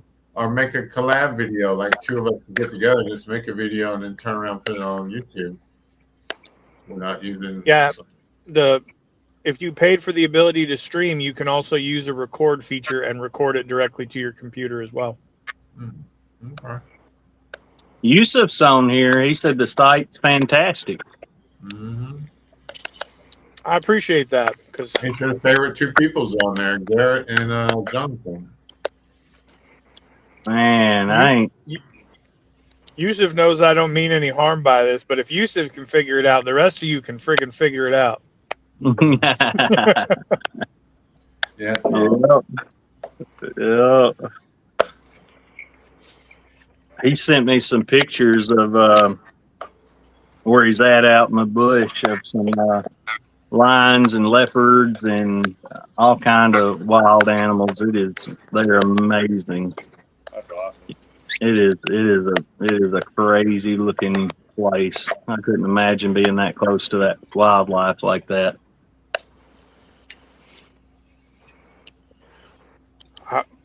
Very lucky man to be out there seeing all that. Mm-hmm. So I showed this in one of my videos the other day. This is my Father's Day present. It's a made by Dottle and Briar. And most of y'all, I guess he's been on some of y'all's shows, and I've missed him. Yeah, he's going And, to man, it's beautiful. I love this thing. He came on here one night and sold 6 pipes. Is that right? That's awesome. And they're very well priced. I mean, he is not gouging nobody. 120, 130, right in that round. Uh-huh. I mean, for a handmade pipe that is looks like it come off the showroom floor, can't beat it. I got a couple. Can't beat it at all. I just gave one away in my giveaway. Oh yeah. The last giveaway I did, I gave one away.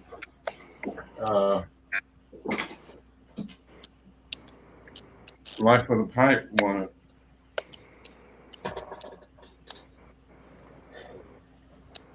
No, There's a lot. seems like a lot of galls going on right now. I'm trying to get in them and keep up with them, but who's doing the?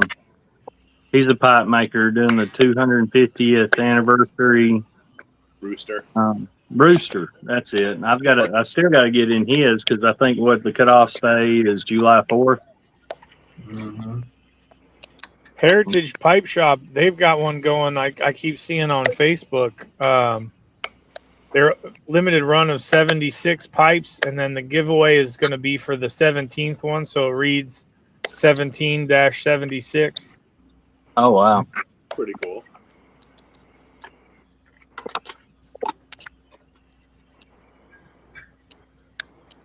Hey, let me ask y'all this real quick. What's the best way to every time I do smoke my meerschaum, I'll do this. I'll take a paper towel and I'll run it around in there, and then I'll stick a pipe cleaner down in it. Is there another good way of cleaning out a meerschaum? That's what I do. Okay. I use the Opinel, and I run it just lightly around the inside of the bowl because my meerschaum wants to build cake real bad. You said you use what now? What do you put in it?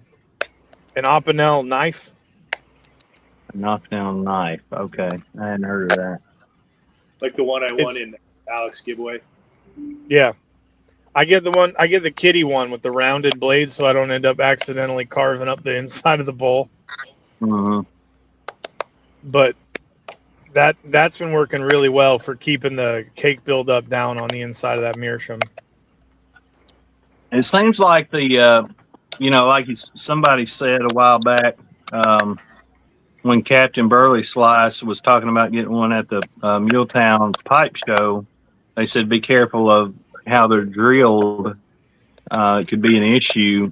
And I think the one in particular I have, I got two, well, I got three now, but one of them, the hole maybe not was drilled correctly, and it seems to want a cake or something. I don't know. Oh. I don't know where that plays a role in all that, honestly. I don't know enough about meerschaums, if I'm honest. Yeah, I don't. I have There's no idea. 7 different schools of thought on meerschaums, and they all don't line up. It's hard to get a true rule. Yeah. I'll tell you the one thing that worked for me for getting the color to finally show up on mine was getting it really hot, and then while you're smoking it and rubbing it down with beeswax, which is what I was originally told not to do. Mm-hmm. But this was from a guy who ran a pipe and tobacco shop. He ran a not Edwards, the other, the ones that are in all the malls, Tinderbox. He ran a Tinderbox for like 30 years. And that's what he was telling me to do. And as soon as I tried it out, all my color from all the bowls I'd been smoking just started popping up. Okay. I've heard that. I heard it kind of wicks the color through. Yeah. The only trouble is with mine is once it cools back down, the color kind of fades. And so you keep having to apply it so it continues to wick it further and further out. Does that work with like even the lattice cut ones and all that too? That's the hardest ones I have, getting the darken in you. It's working on mine. Mine's got a lot of lattice work in it. Okay. Have any of y'all on your Falcon bowls? Have any of y'all bought the meerschaum bowl for them? Yeah. Yep. You like them? You like them a lot? Love it. Katie likes hers more than I like mine. Yeah. But I like my meerschaum, my MBSD meerschaum better than I like my Falcon bowl. Okay. Yeah, the MBSD meerschaums are very, very nice. They're quality. For sure. But I did my my Pipe Week video today on Falcon and Radiator, so I showed all the bowls that I have, and I showed the 2 meerschaum Falcon bowls that I have for the for the Falcon.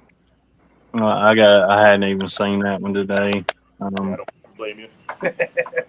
I've watched some today in between building a wooden chair. Or I can never say the name of the chair. A Radnock or Aeronock or something. Adirondack. Adirondack. Okay, I'm working on building one of those or two of those for a friend, and I've never built one before. So it's Are you building them from scratch? Yeah. I mean, I've got on YouTube and done some research and stuff on them. But I've not. Let's put it this way: I've screwed up a couple times today, so I've gone through more lumber than I hoped. And lumber is not cheap nowadays, especially pressure treated. No. Nothing's cheap nowadays. That's true. Heck, a large order of fries at McDonald's isn't cheap. Mm. Yeah. Remember when you go to Taco Bell and it used to be cheap, and not anymore. Well, Taco Bell used to get what you paid for. Yeah. I mean, You just go after the bar when you're broke. that was the allure of fast food in the first place. I mean, it's not healthy for you, but it was cheap. Well, that and Crystals. Do y'all have Crystals where y'all are, or are they called White Castle? We don't have neither one, but I love a Crystals. We don't have any of that in Colorado. We have a White Castle down here now. Finally. Yeah. Okay. That's People, my friends tell me, I can't eat that unless I've been drinking. And I'm like, I can eat it any time of the day. Any time of the day. Anytime we go to Florida, we start passing them. Once we get into Georgia, Mm-hmm. we hit it every time. But whatever new one they Katie and have, the chicken. We did an experiment. We went to McDonald's and we went to In-N-Out, and we ordered the same amount of food, and it was more expensive at McDonald's for a lot worse quality food than it was to go to In-N-Out. Oh, Internet. Good. That's one I hadn't heard of. Yusuf said you got to pay to take a shit laugh out loud. For real. Wow. If they could figure out a way to charge you for it, they would.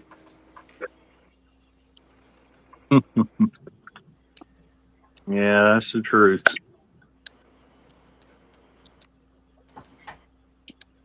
I got to do something really nice for somebody today, and it was about the highlight of my day. Oh, It was really? a little old lady. I had to go ship off a laptop because we apparently hire people without making sure that we have equipment. So I had to we do fix that up too. fix up a broken laptop, get it all ready, get it shipped out. I'm at the UPS store, and I'm getting it shipped out, and there's a little old lady there trying to send a letter to her granddaughter, and she can't afford to ship it. It was $14 because that letter had a locket in the pouch with it.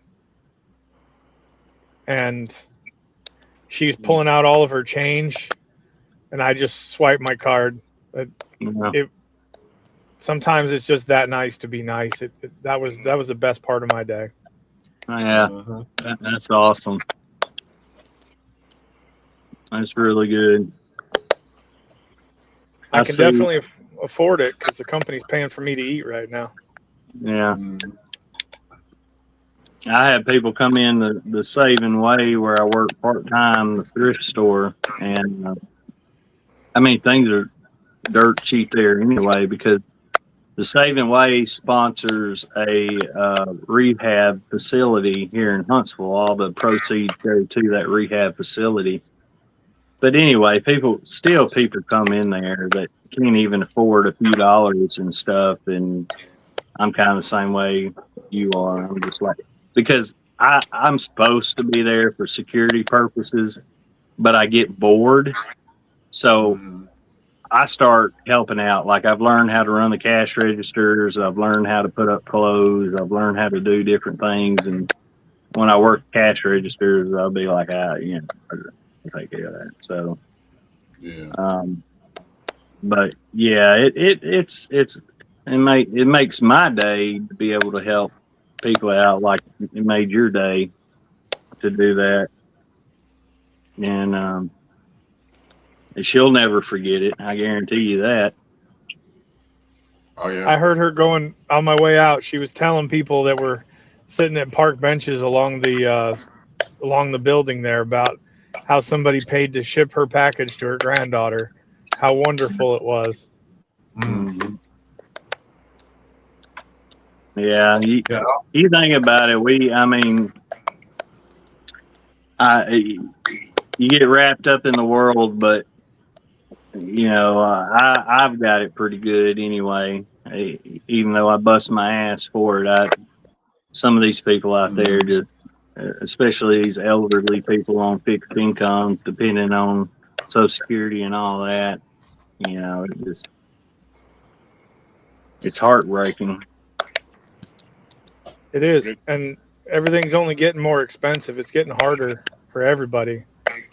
What infuriates me is when you see those news stories about people that take advantage of the old people and scam them. Oh my God! I wish I could find those people and give them the worst kind of death. So I had a case one time years ago.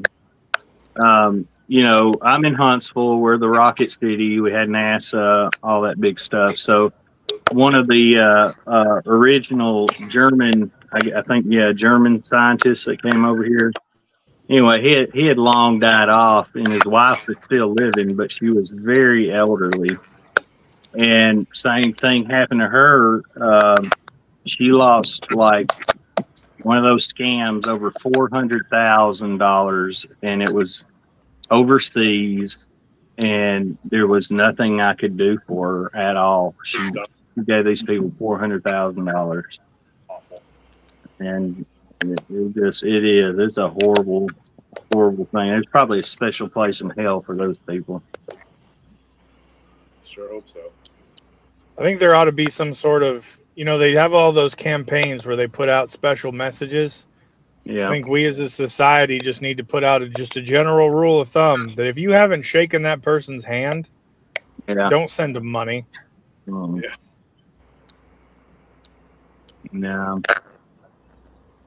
No, I agree with you. The downside of that case that I work, and once again, she's elderly, and I know things change as you get older, but she had one of her banks she used, which I worked closely with at the time because of fraud stuff. The fraud investigator for that bank told her, don't send them that money. It's a scam. She did it And anyway. she did it anyway. Wow.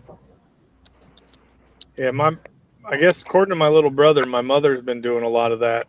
She keeps sending off all her savings. She's convinced that some TV actor she used to watch back before I was ever born, is stuck somewhere in Europe and desperately needs her help. Mhm. That's a new one. Well, there's a new scam every 5 minutes. Oh yeah, they're one step ahead.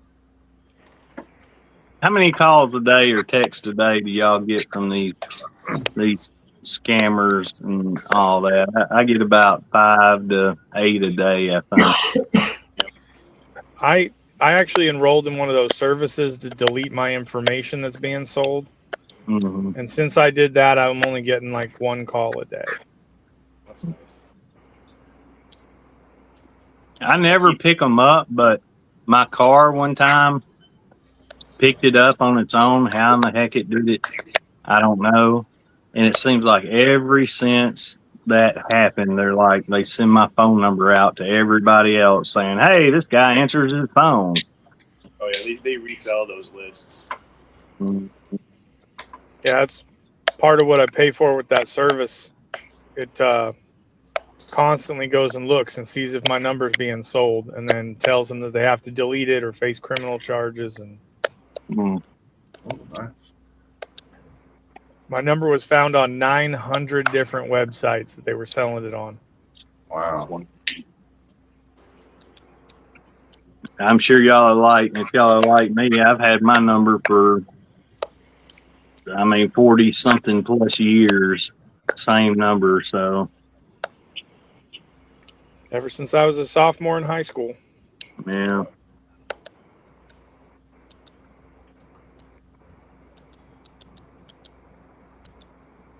Not that I'm not attached to it, but I don't want to learn a new number.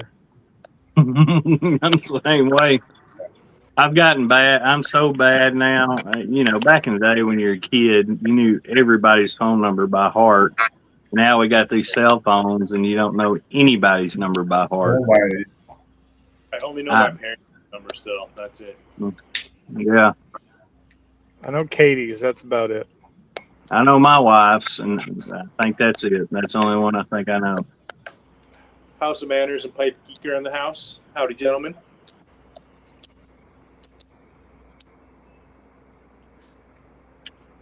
Lucius says he answers, but he doesn't say anything. They have to pay for the calls. Yeah. David Garrett, I think I like Buckskin the best. Who said that? David G. Buckskin's really nice. It's a nice I don't know, contrast to Copperhead.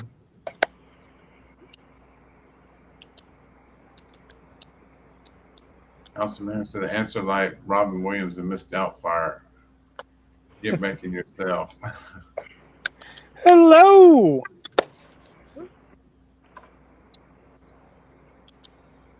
There's this one girl I saw, I guess it was on Facebook, that sounds just like Siri does on iPhones. Oh, Yeah, I've seen her. She'll piss them scammers off every time because she's talking just like Siri does. It is hilarious. Well, now you can get AI bots. You can install an AI bot on your phone that'll answer the call and just screw with those guys and record it for your entertainment. Wow. I've got to look into that. There's some videos out there of the AI bots saying some pretty raunchy stuff like, oh yeah, keep talking to me. I like this. That's hilarious. Yeah. I'm glad I like somebody boys with developed- accents.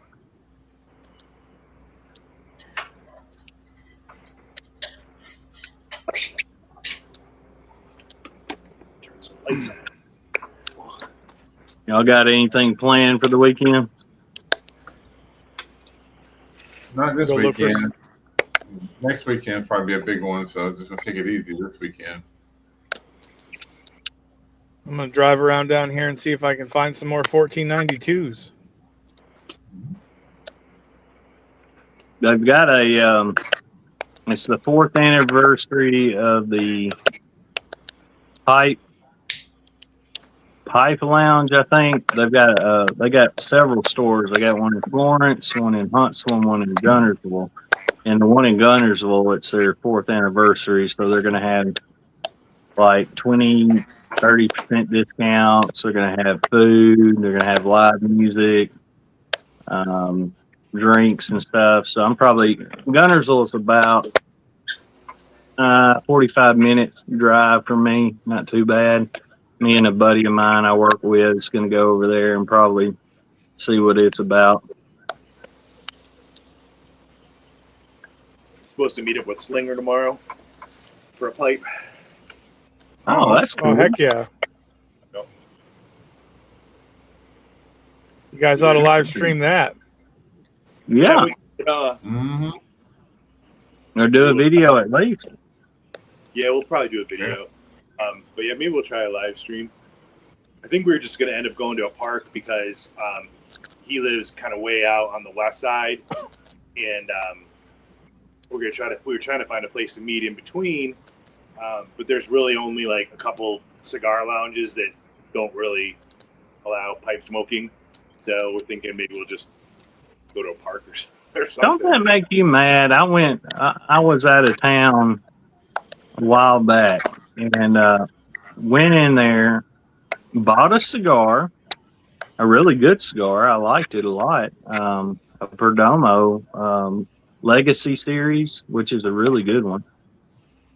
And I brought my pipe with me, and you couldn't smoke a pipe in there.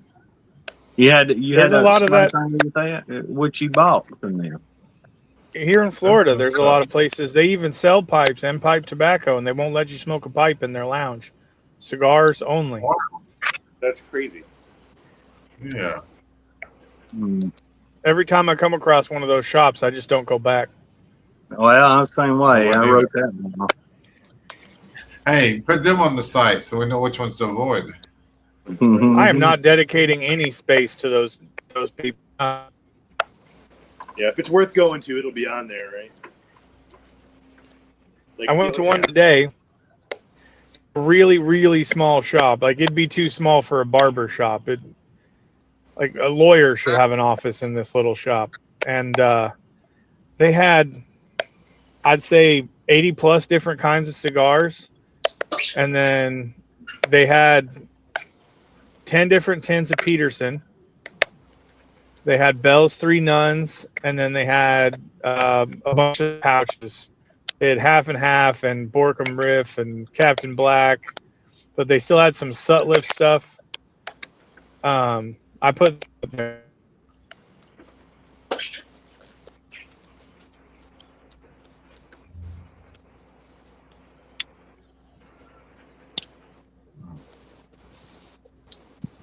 What was that last part? After Sutherland, what did you say?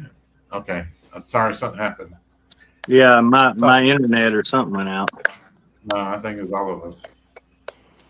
It could just be me. I'm close enough to the building and the parking lot to get the Wi-Fi, but then it drops off occasionally. Yeah, I thought it was. You said they had some Sutliff, and then what? What did you say after that? Oh, I put them on the site after I left. There's, for how small it is, they've done a really good job. It's not a killer selection, but there's nowhere around here, around the Venice Beach area of Florida.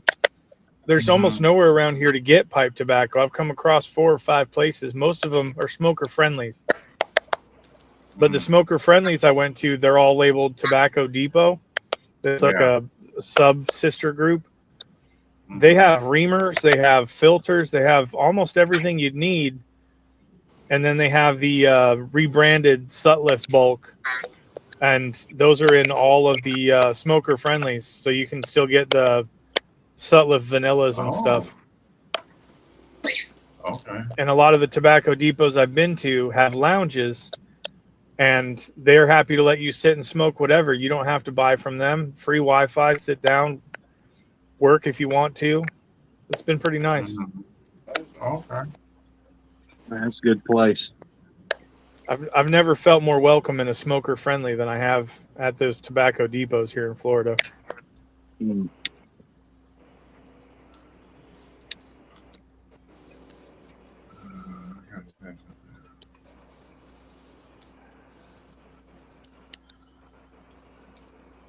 They're having a show in if anybody's near Georgia, Gainesville, Georgia, the Smitty's Pipe Show. I think they call it. It's going to be like I think July the 18th. Looks like Slinger found y'all a brewery with a smoking patio on Grand Avenue in Phoenix. Okay, sweet.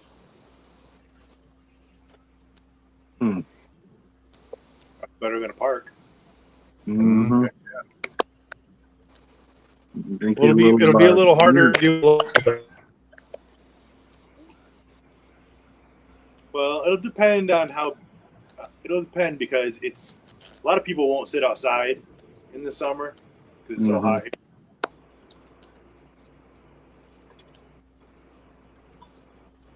I get that. Dirty smokers up there. Now we got one here. Our brewery has one in the next little town over, and they got this little truck. I don't know if y'all seen the pictures I put up of it. It's just a little one of the little Suzu trucks. He's got the toolboxes on the side, and he opens them up on Wednesdays, and he's got cigars in them. Wow. Are they handmade hand rolled? He made or? No, they're branded. He's got Rocky Picels and Toro Fuentes and all that. Oh wow! Instead of a shop, he's just mobile. He goes to different bars and different breweries and stuff. I've got a buddy that bought like a small bus. I don't know what you'd call it, but he turned it into a mobile cigar smoking lounge, and you can rent it. Basically, I mean, they have a driver for it, but you can rent it for parties or whatever, and you get X amount of cigars and bring your own beverages and all that, and they'll roll up to your house and take you from point A to point B, and it's pretty cool. Yeah. We had one of them. Taylor Smokes had one down here for a little while, and I think they stopped doing it. I don't think they made as much on it as they thought they would. Is anybody doing Paladin Piper's challenge? Not me. I'm not. I can't. I smoke too quick to even try that. Me too. I don't smoke a lot of the Contra blends. Should not even do that. Oh, you're frozen, Garrett. Hey. I like being frozen. There you go. Hey, Say what you said again. I was just saying, traveling, there's no reason I should even try such a thing. Oh yeah. Yeah. I just wanted to see if I could do it. Katie probably could, but she's not about to participate in anything without me being right there. I just don't. I don't have time, and I like getting the flavor, and I can't just. I don't know. I can't just chill out and smoke for hours or an hour or me neither. whatever. Mushroom Leg asked, does anyone know who actually invented Pipe Week? No idea. I think the YTPC people came up with it years ago. Maybe Flat Cap? Flat Cap started? Could have been. I would imagine Armchair would know. Armchair probably knows. Probably would. Oh, Dave G says Alfred Dunhill did.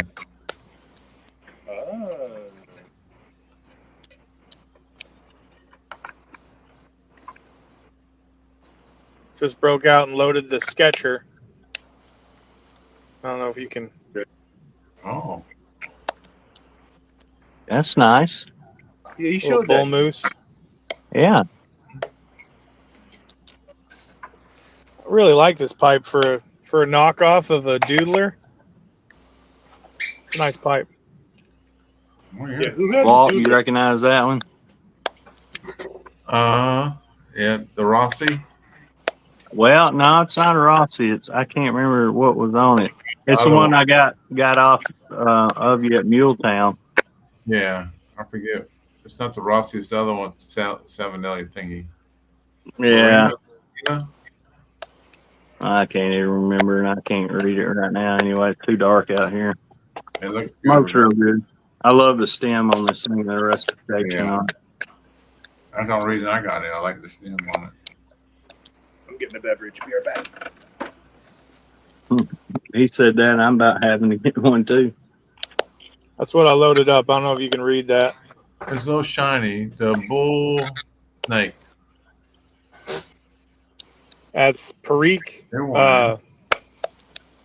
Well, it's white and dark burley, Catarini, no, not Catarini. Sorry, Izmir, Black Cavendish, Perique, and dark fired. But it's sitting at about 25% dark fired and almost that much Perique. There you go.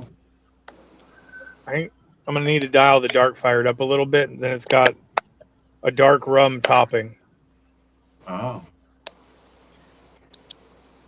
because the white burley and the Orientals together, they bring that dirt taste a little too strong. Yeah. Hey, Mushroom Lad, you never did email me. If you did, I never did see it. But if you get a chance, email me. He won't email me either. Ask for his address and he won't answer me. Oh, okay.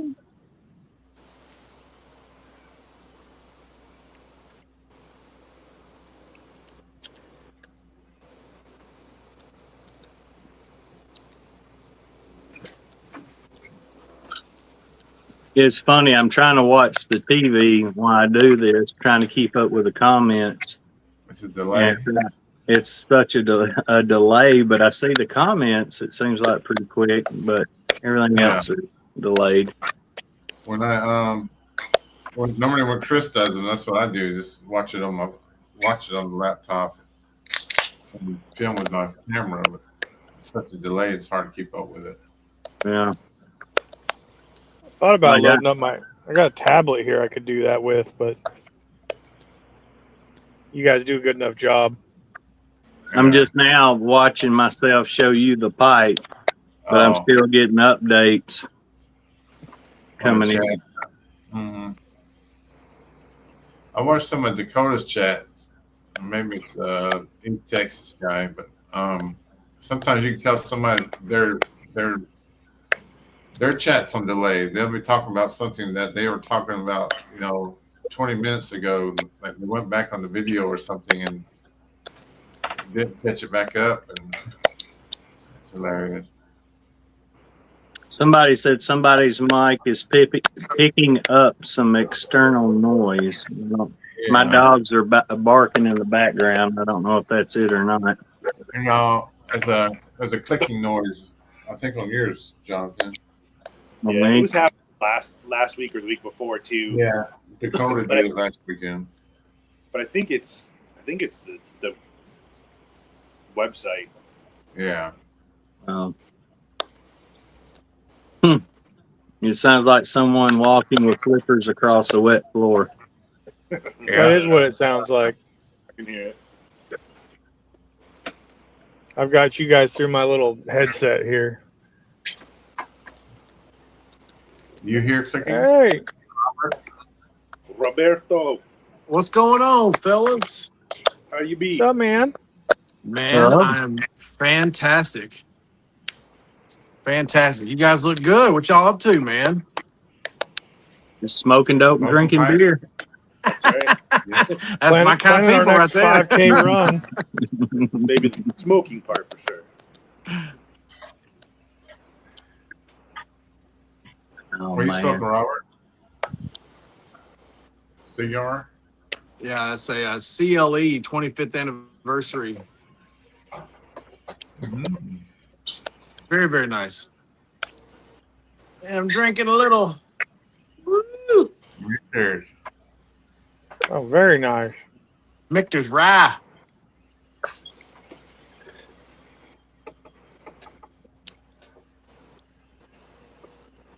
Yeah, man, I didn't know it was pipe week until like Tuesday, and I felt like I was behind the times. I've tried to keep up with it, but I can't keep up with it. I've too many things going on, but I wanted to do a video every day and try to make it short so everybody else could watch everybody's video, but I hadn't been so successful in that. I mean, there's got to I be didn't know. videos. I didn't know you were in Huntsville. You're not that far from me. Where you at? Spring Hill. Okay. I mean, I'm literally probably 20 minutes from Briarworks. That ain't far. That ain't far at all. It took me, I was pulling a camper.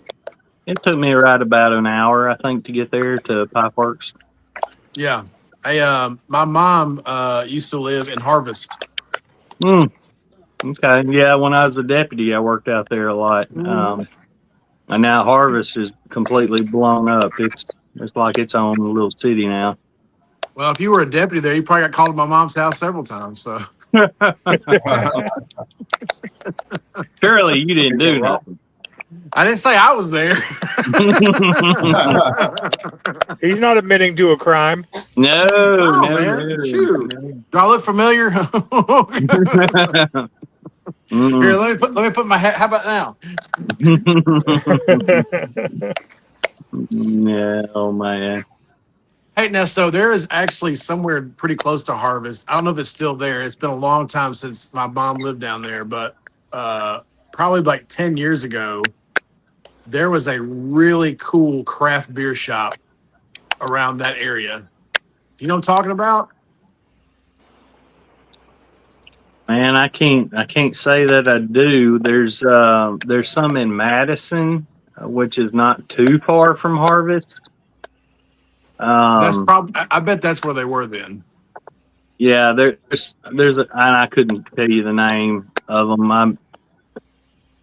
I'm not a huge beer drinker. I stay strictly to my bourbons and stuff. But there's a place in Madison now that not only does brewery, but they do like elk burgers and exotic. And how they do it, I don't know. But they have a lot of game meat and make different, plates out of that kind of stuff. It's pretty cool. We were coming through there. My son went and visited. He went and visited Auburn, and then on the way back through, he visited. What's the engineering school in Huntsville? UAH. Yes. So he visited UAH, and we were coming back from UAH, and on some kind of old, like highway, there's a pizza place, like real fancy pizza place. And I'm telling you, man, it's some of the best pizza I've had ever. It was so good. I can't remember the name of it, but it was like off the highway, but it was kind of like this little fancy restaurant in the middle of nowhere. It's kind of cool. Man, I can't think of what that would be. There's a hole in the wall pizza place, but it's out on like 72 East in out past Gurley. But I don't know that would have been the route that y'all would have taken. This was off the interstate heading into Huntsville, so I don't know. Yeah. But well, that's cool, man. You're gonna come up here and meet up with me. We gotta get together. I'd like to. I can't wait till next year for the Muletown Pipe Show, but I definitely like to go back before then and just stay at the campground, Henry Horton, because it's a great campground. It is beautiful. That was really nice. That's kind of what we're talking about doing, is spending more time out there, because there's only so much to do at the, once you see everything once or twice, and meet everybody. We can have our own show. Yeah. Yeah, you might as well sweat your butt off outside, not inside. Mm-hmm. I got a different experience than everybody else, and I gotta say, hanging out with the pipe makers after everything shuts down, that gets to be a pretty cool little group, especially once they get a few drinks in them. I bet. I don't know if they do it at other pipe shows, but I know at Vegas they do like room hopping. Okay. Like a lot of the, vendors and stuff, they all get the same floor, and then like Wednesday night, Thursday night, Friday night, after the pipe show shuts down, they just leave their rooms open, and you can go from room to room and like talk to them and stuff. Yeah, this place is more spread out than that, to where you go 30 miles in either direction. Everybody's in different rooms. It's not like Chicago or something where everybody's in the same. Yeah, Kim Byron and Idiots with Pipe guys, they were staying here in Spring Hill. Like, again, that's like 25 minutes from Briarworks. So, and that's very common, I think. It's just because Columbia, there's not a whole lot of hotels in Columbia. Yeah, we were at an Airbnb like 2 blocks away. It was great. Wow. Oh, nice. That was probably. There was only one key to get in, so everybody had to wait for everybody to be ready to go to bed.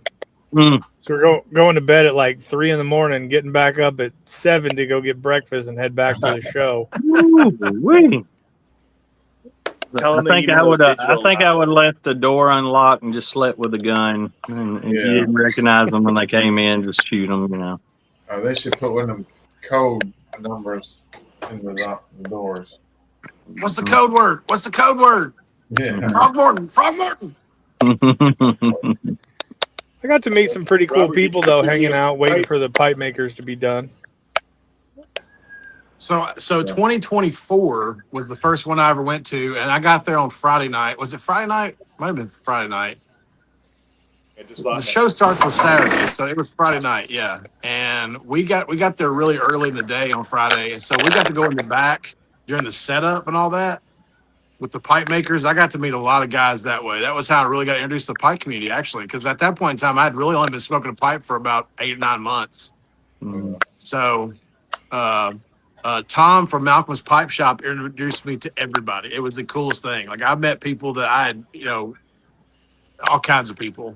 And I'm like you, man. It's those kind of after hours things, but no, those are the fun times, man. That was the coolest things I can remember. I mean, going out to the Hortons campground with everybody was really cool too. Mm-hmm. David, but said, Garrett, you need to invite them the Saturday night gathering at the park. I tried, but they still had tables. We got to get a schedule that works with everybody if we're going to do that. Yeah. Yeah, everybody else had prior plans that night because I think even Garrett went. Well, no, everybody else went out to eat with. They had a big barbecue they went to or something. Well, I think it was a lot of people's first time. It was my first time at a pipe show. All of us that went to the pavilion is our first time. Yeah. So, if we can plan it out better for next year, we might have which we had a decent crowd, but we might, have a bigger crowd or something. I really like the informal nature of the Briarworks and Mealtown show. I like that a lot. It was really close to what I experienced, a little more formal than what I did at the Missouri Meerschaum, the 155th, where that was just a party with pipes. And Mealtown was pretty close to that. And I think next year I'm going to be able to go to Chicago, and I'll be able to do that on the company dime. So that'll be nice. Oh, nice. Heck yeah. You call my company and see if they'll do that too, please. Maybe there'll be some sort of police investigation going on. Hey, here you go. Here he goes. You got small town Huntsville, Alabama investigator needed up there for some reason. We have to call the old detective from Alabama to come up. That's right. Next to Ken. Yeah. Yeah. I can only think of one way to make that happen, and I'm not about to pull that trigger. Well, I work for a healthcare company, so I'm thinking about maybe telling that I'm going to go and set up a booth, promote anti-tobacco things, but really not even set the booth up. There y'all you go. Y'all just take pictures of me holding. We'll send that to them. Go say you're gonna do a survey about smoking, and then just put a clipboard down on the table. That's right. Yeah. That's right. Yeah, it's funny. Here I am. There's my cigar. I'm sitting right now. Isn't this horrible for you? Look how horrible this tastes. Oh, it's heavenly. Oh man, his stress levels are low.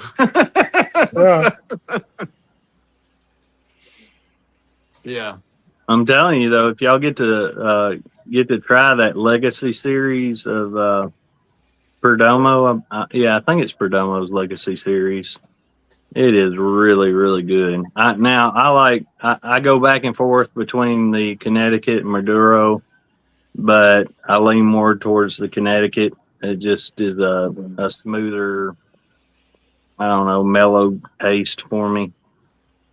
But that's why they have so many options. Everybody's got different preferences. Mm-hmm. It's really good. But I didn't smoke Perdomo for years. I think I got a bad couple first ones that I smoked, and I avoided them for years. And then the Perdomo rep at our local cigar lounge started just giving me smokes just to try. And next thing you know, they're so good. Yeah. I smoked a 12-year anniversary series today, Perdomo. Oh, this is nice.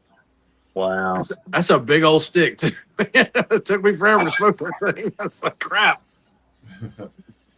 Yeah, I'm not a big fan of the big cigars for some reason. I like a smaller smoke in a cigar, which I like a bigger pipe for pipe tobacco, but I guess just because I like pipe tobacco better. But you know, I've come to like those Lanceros a lot more than the others, just because it gives you that longer smoke, but you get less of the filler, less of that concentrated taste. Mm.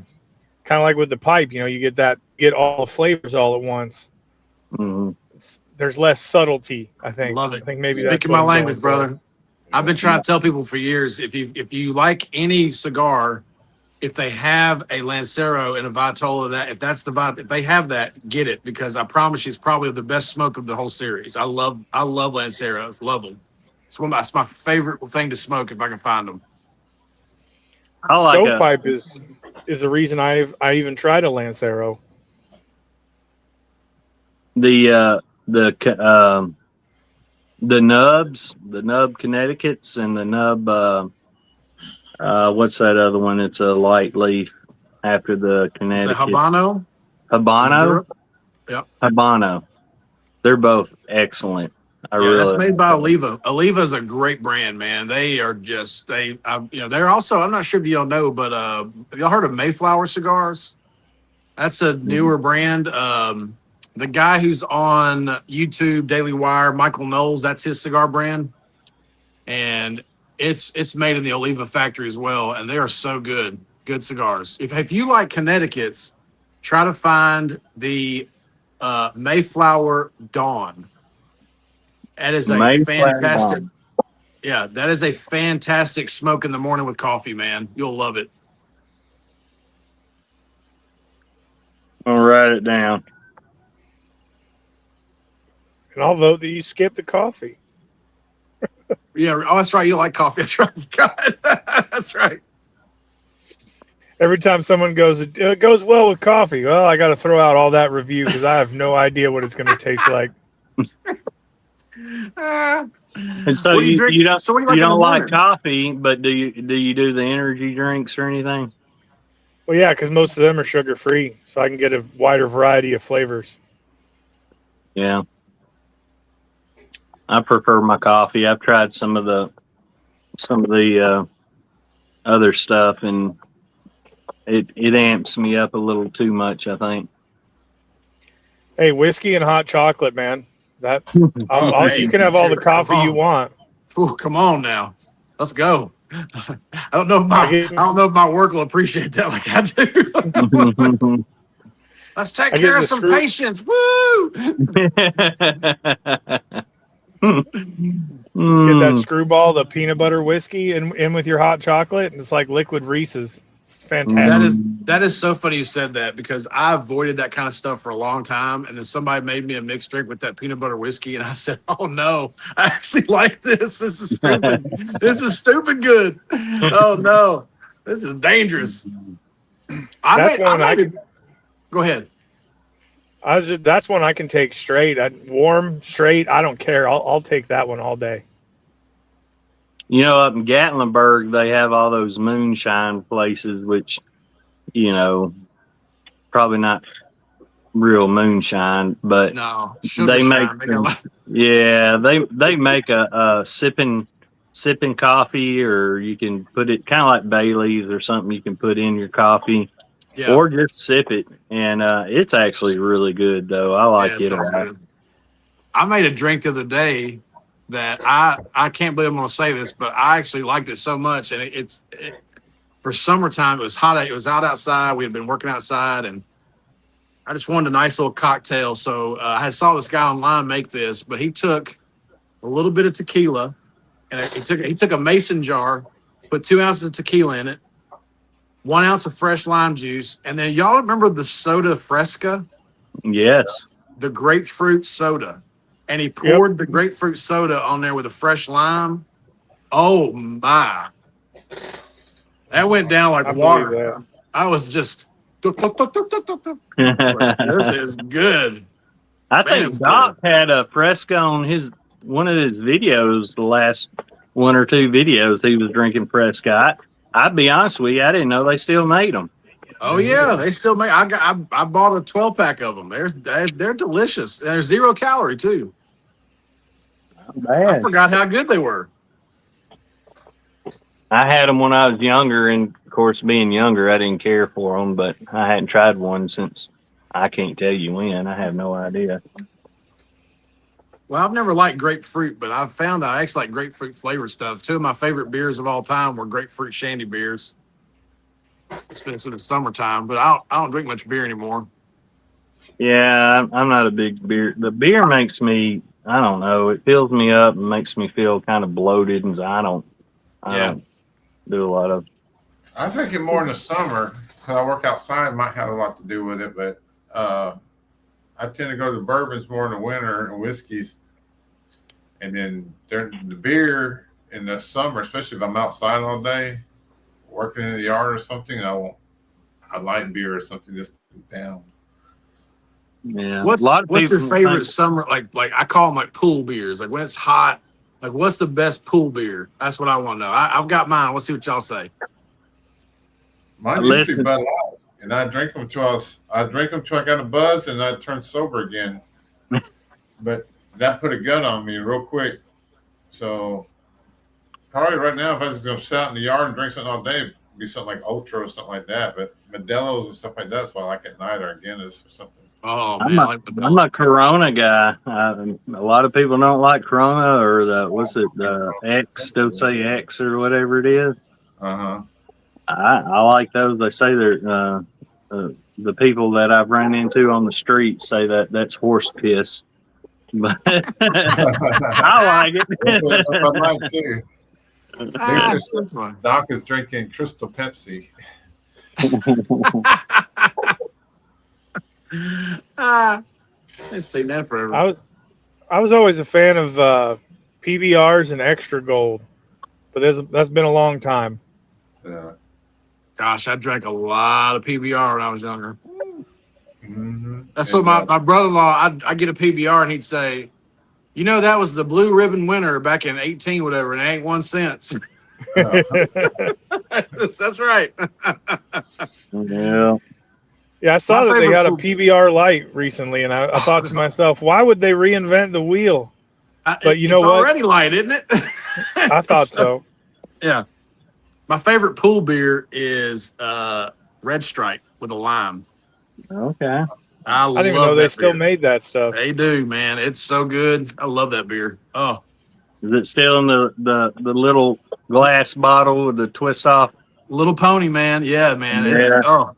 You drop your you squeeze your little lime in it, and you just turn it up like that, with your thumb in it. Get that lime in there a little bit, and that's good, man. Used to get Mickey's in them little jars like that. Oh, my dad used to drink some Mickey. That's malt liquor, isn't it? Uh-huh. Y'all ever did when y'all was young? Did y'all ever do any of that Mad Dog 2020? Uh-huh. Oh, yeah. Yeah, I tell people the sickest I ever got. The sickest I ever got in my life on alcohol was Mad Dog 2020 one night, and the other one was, y'all remember Goldschlager? Oh, yes.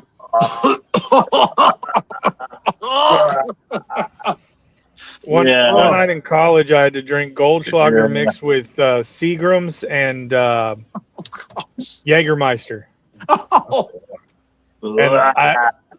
And I must have drank like half a gallon. I was trying to impress some girl. I was in rough shape.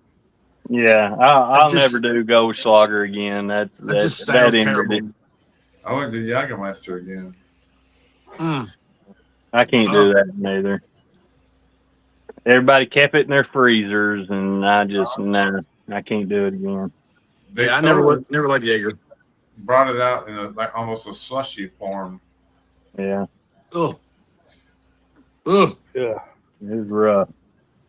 There was a time, I don't know how long they made these, but we worked over the summer in college. Over the summer, we worked at UPS. And so we go and work them trucks, we'd load them up. And of course, it's 500 degrees in those trucks, and you're sitting there, you'd be sweating so bad. We get off work, because you only work 4-hour shifts. You get off work, and we would stop this little local Minute Mart.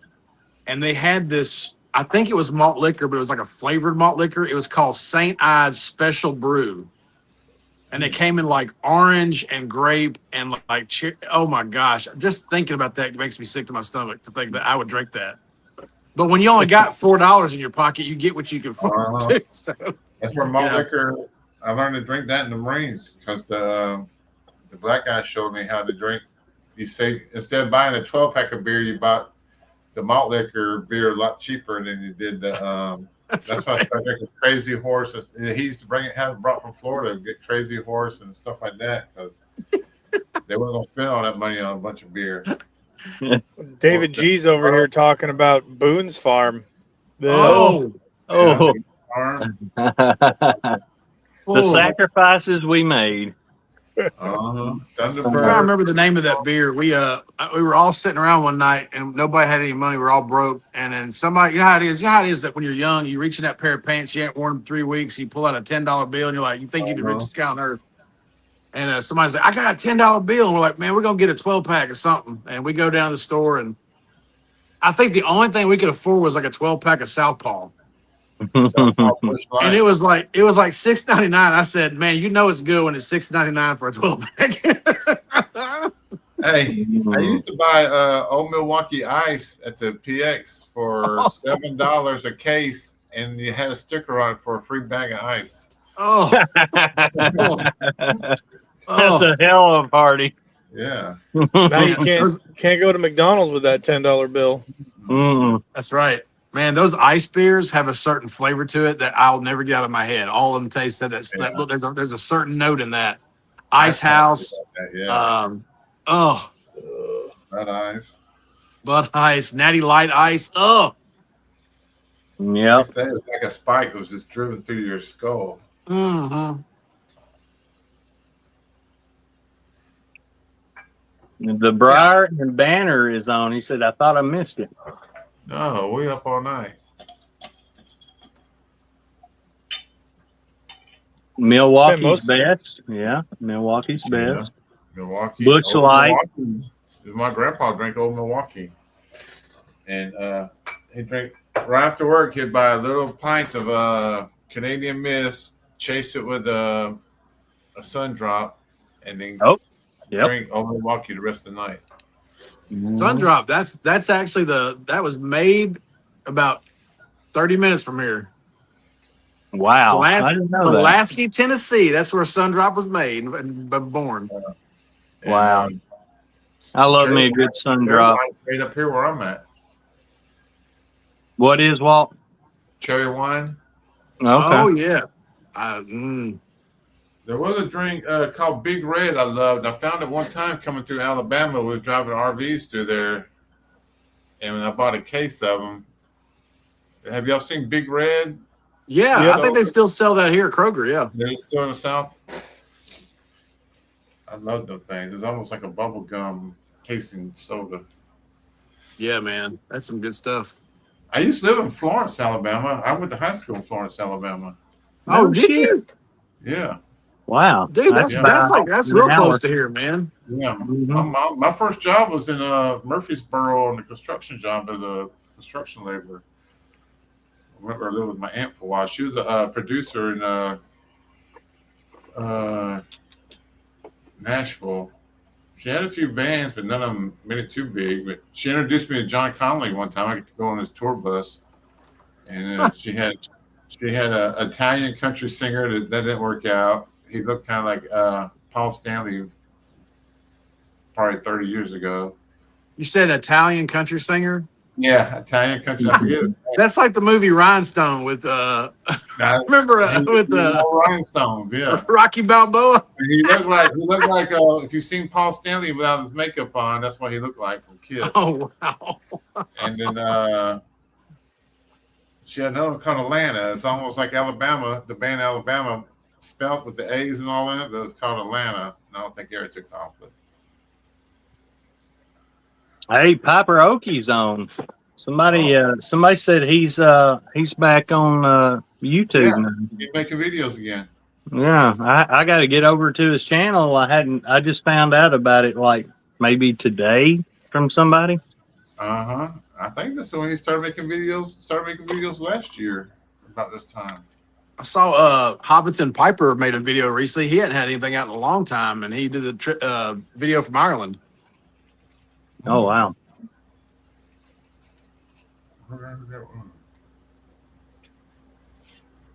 I'd love to go over there and visit sometime. That's a beautiful place. It is. I'll let y'all go over there and show me the videos of it. You don't want to go, huh? It's probably quite expensive, I'm sure. Mm-hmm. I have to stay out of the cities. It's not too bad. Mhm. It's like anything else, you know. So Yeah. I definitely spent the bulk of the money on the city, like Dublin and those areas. That was where the most. But out in the country area, like Dingle and some of the little rural areas we stayed in were fine. You know, they weren't too bad. Yeah. That's most parts of the world. Get out of the city, find the rednecks, and it's a little bit better. Yeah. Well, that's the fun places to visit too. By the way, I mean, we might. Yeah. Even my 18-year-old son, I said, "What was your favorite part?" Everything he loved was the coast, the countryside, the being out in nature, the hikes, and the things we did like that, and he loved that. Yeah. That's the fun part. Yeah.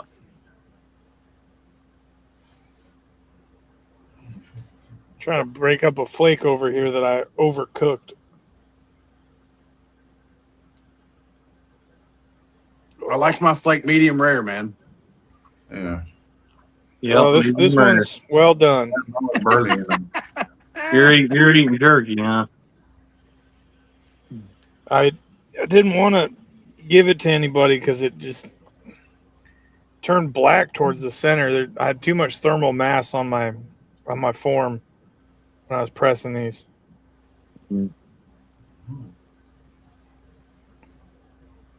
I had a girl tell me that once. I had too much mass on my form.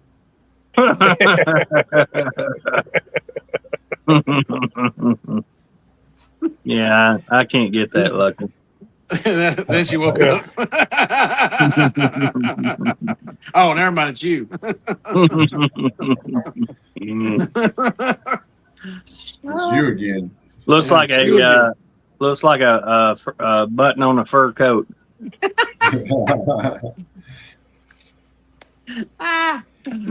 Oh man. Hey, that's when they tell you it's just the right size. Yeah. They don't say anything else. That's when you know they love you. Yeah. Yeah, they want more. They want more from you than that. That's right. You must have money. Yeah, she's wearing a fur coat too. Oh my goodness.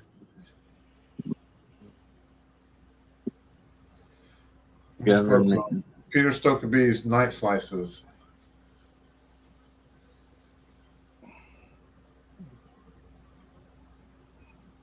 If I can get this one broke up, I'll show you one of the ones I'm not breaking up. You can see the color on it.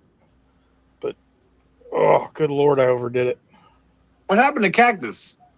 Where'd he Oh, go? He's in the chat. At least he was.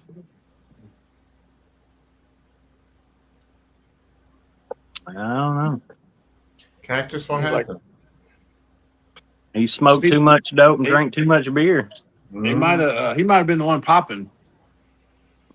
I think it was the number of people that was on at the time. No, I don't know. It's 4 now, ain't it? Yeah. It wasn't. He wasn't earlier. It was popping when I was watching earlier. There was something Yeah. going. It didn't start until Jonathan came on, but it's gone now, so it's not Jonathan. Well, and Garrett, I want to send you some of my VIP tobacco. I opened today in a video. It blows my mind. It was like smoking sarsaparilla pop. It says it's a sweet birch flavor. Oh, All right. Well, you know how to get a hold of me. yeah. I got something to send you too, Ron. I got some Union. I hadn't hydrated it yet. I got an old pouch of Union Jack to hydrate. I got some Big John hydrated. I didn't care for it. And I have an old Lane tin of Canadian something I hydrated. I got to rehydrate some of the stuff that Sal Dog sent me because Katie lost the box and I found it when I went home on this last trip, and it's all ready to be powder. All I got to do is touch the bag the wrong way. It's so dried out. Oh no, man! I can send you some more, but Night Train Piper did a video on rehydration, and I tell you what, it works great. You basically put it back in the tin like a Cornell and Deal tin, and you know the top that comes on, or the paper top that comes on it. You'll take one of these little stones right here, so let it soak up in that water and set it on top of that paper in there. I don't know, within a few days, probably 3 days, it's hydrated again, depending on how dry it is. Okay. Yeah, it was very good. Cactus said the videos get too choppy for him.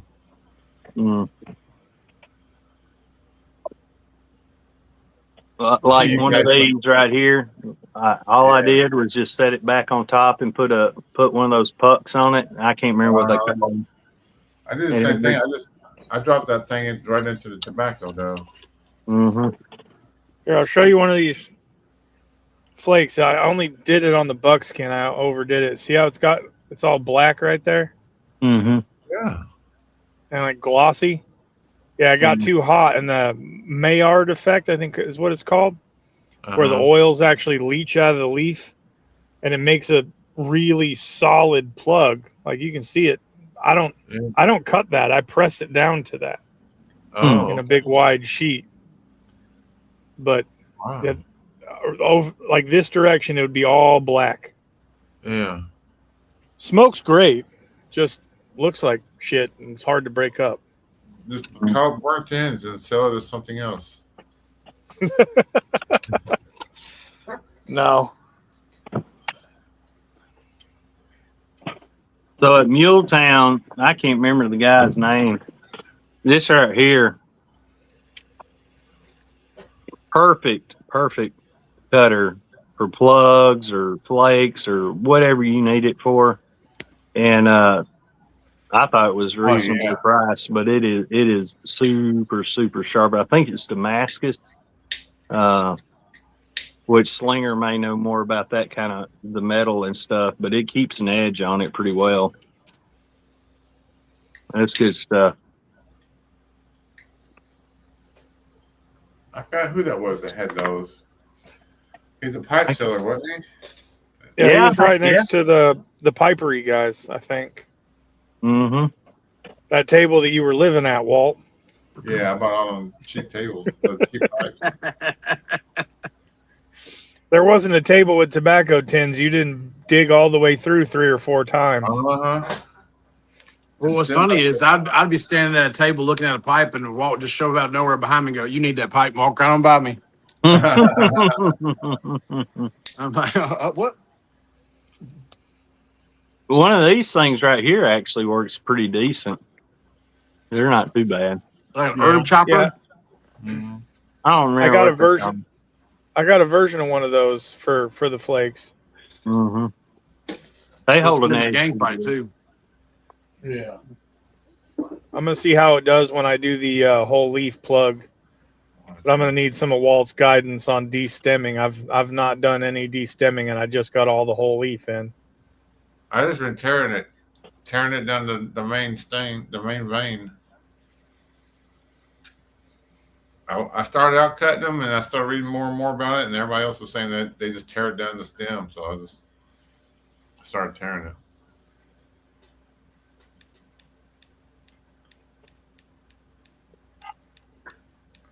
So the whole leaf that y'all are getting, I watched something at one point that said that the whole leaf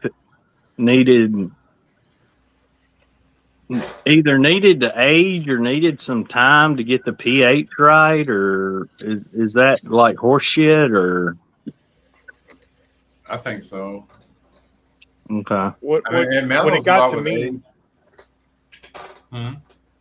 my stuff was kind of dry. It's not brittle, but it's not it's not the same as when you get the the pre-handled like Cornell and Deal bulks and whatnot to mix with. It's definitely a little different. Needs a little more love. Yeah.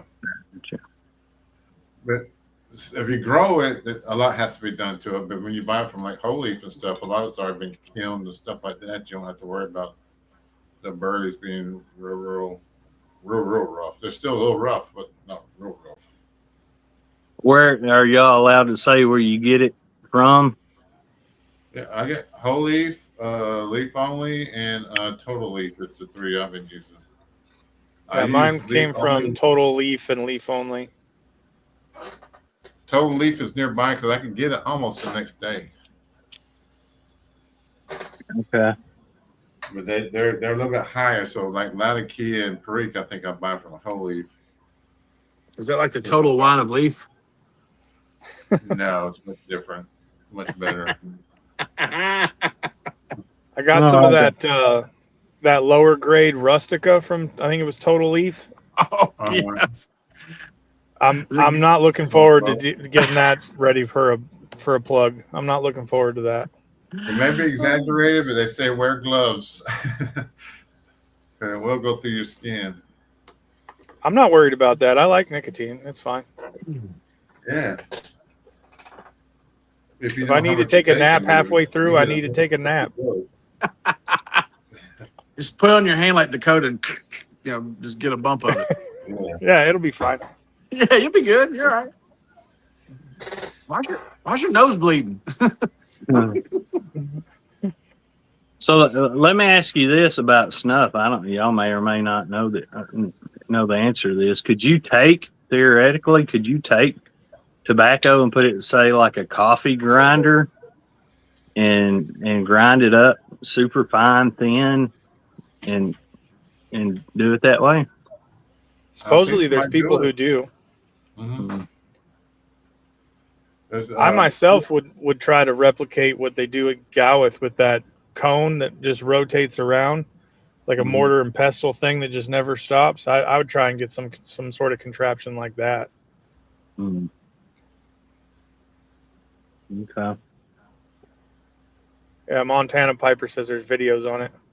Yeah, there's videos that they start out like in the blender and then work down to a food processor and then into the coffee grinder.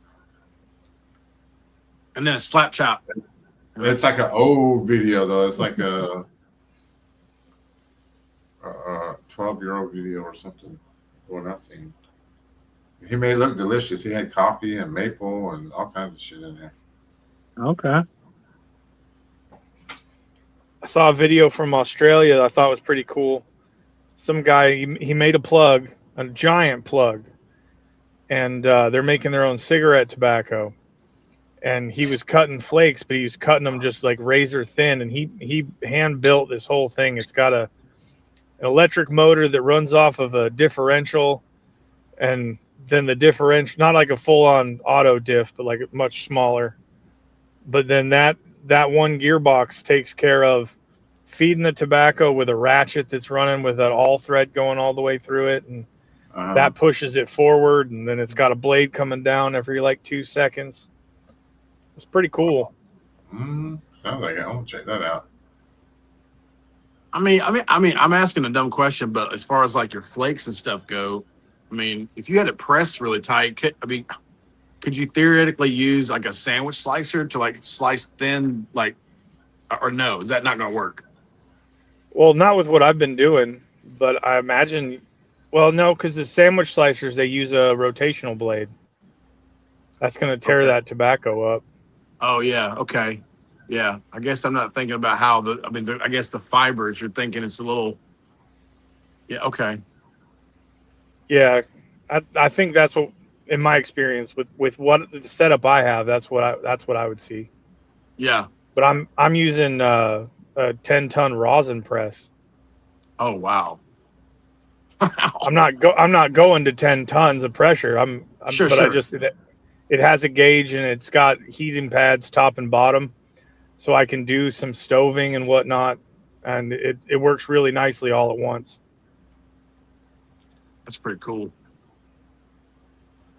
So what was the initial, like, what was the first time you were like, man, I want to make a blend myself? Like, what was that process like? 15 comments on YouTube just ate at me. After doing 100 blends in 100 days, people wanted to see what I could come up with after tasting all that crap. I really don't remember, to be honest with you. I just thought one day I'd just give it a shot and tried it. I smoke, the majority of what I smoke is my own blends now, and I've probably got about 10 blends now that I've made up that come out to be a whole lot cheaper than buying tins of tobacco and stuff Sure. like that. Now, the bulk tobacco, like, I still love my old Joe Krantz and Bayou Morning and Bayou Nights and stuff like that. But, you buy a bulk of the other stuff from Cornell and Deal or Low Country or whatever. I don't know. It works for me. It's a lot cheaper. Mm-hmm. Copperhead's not, but it's got most of the base of it is Latakia and Darkfire, and that's some of the most expensive ready to go stuff I can get my hands on. Yeah, and that daggum Perique. Perique is stupid expensive. Well, they get the long cuts really hard because nobody stocks it. I'm the reason that Smoking Pipes is sold out of it right now. I found out. That's where I usually get all mine is Smoking Pipes. Buy it whole leaf.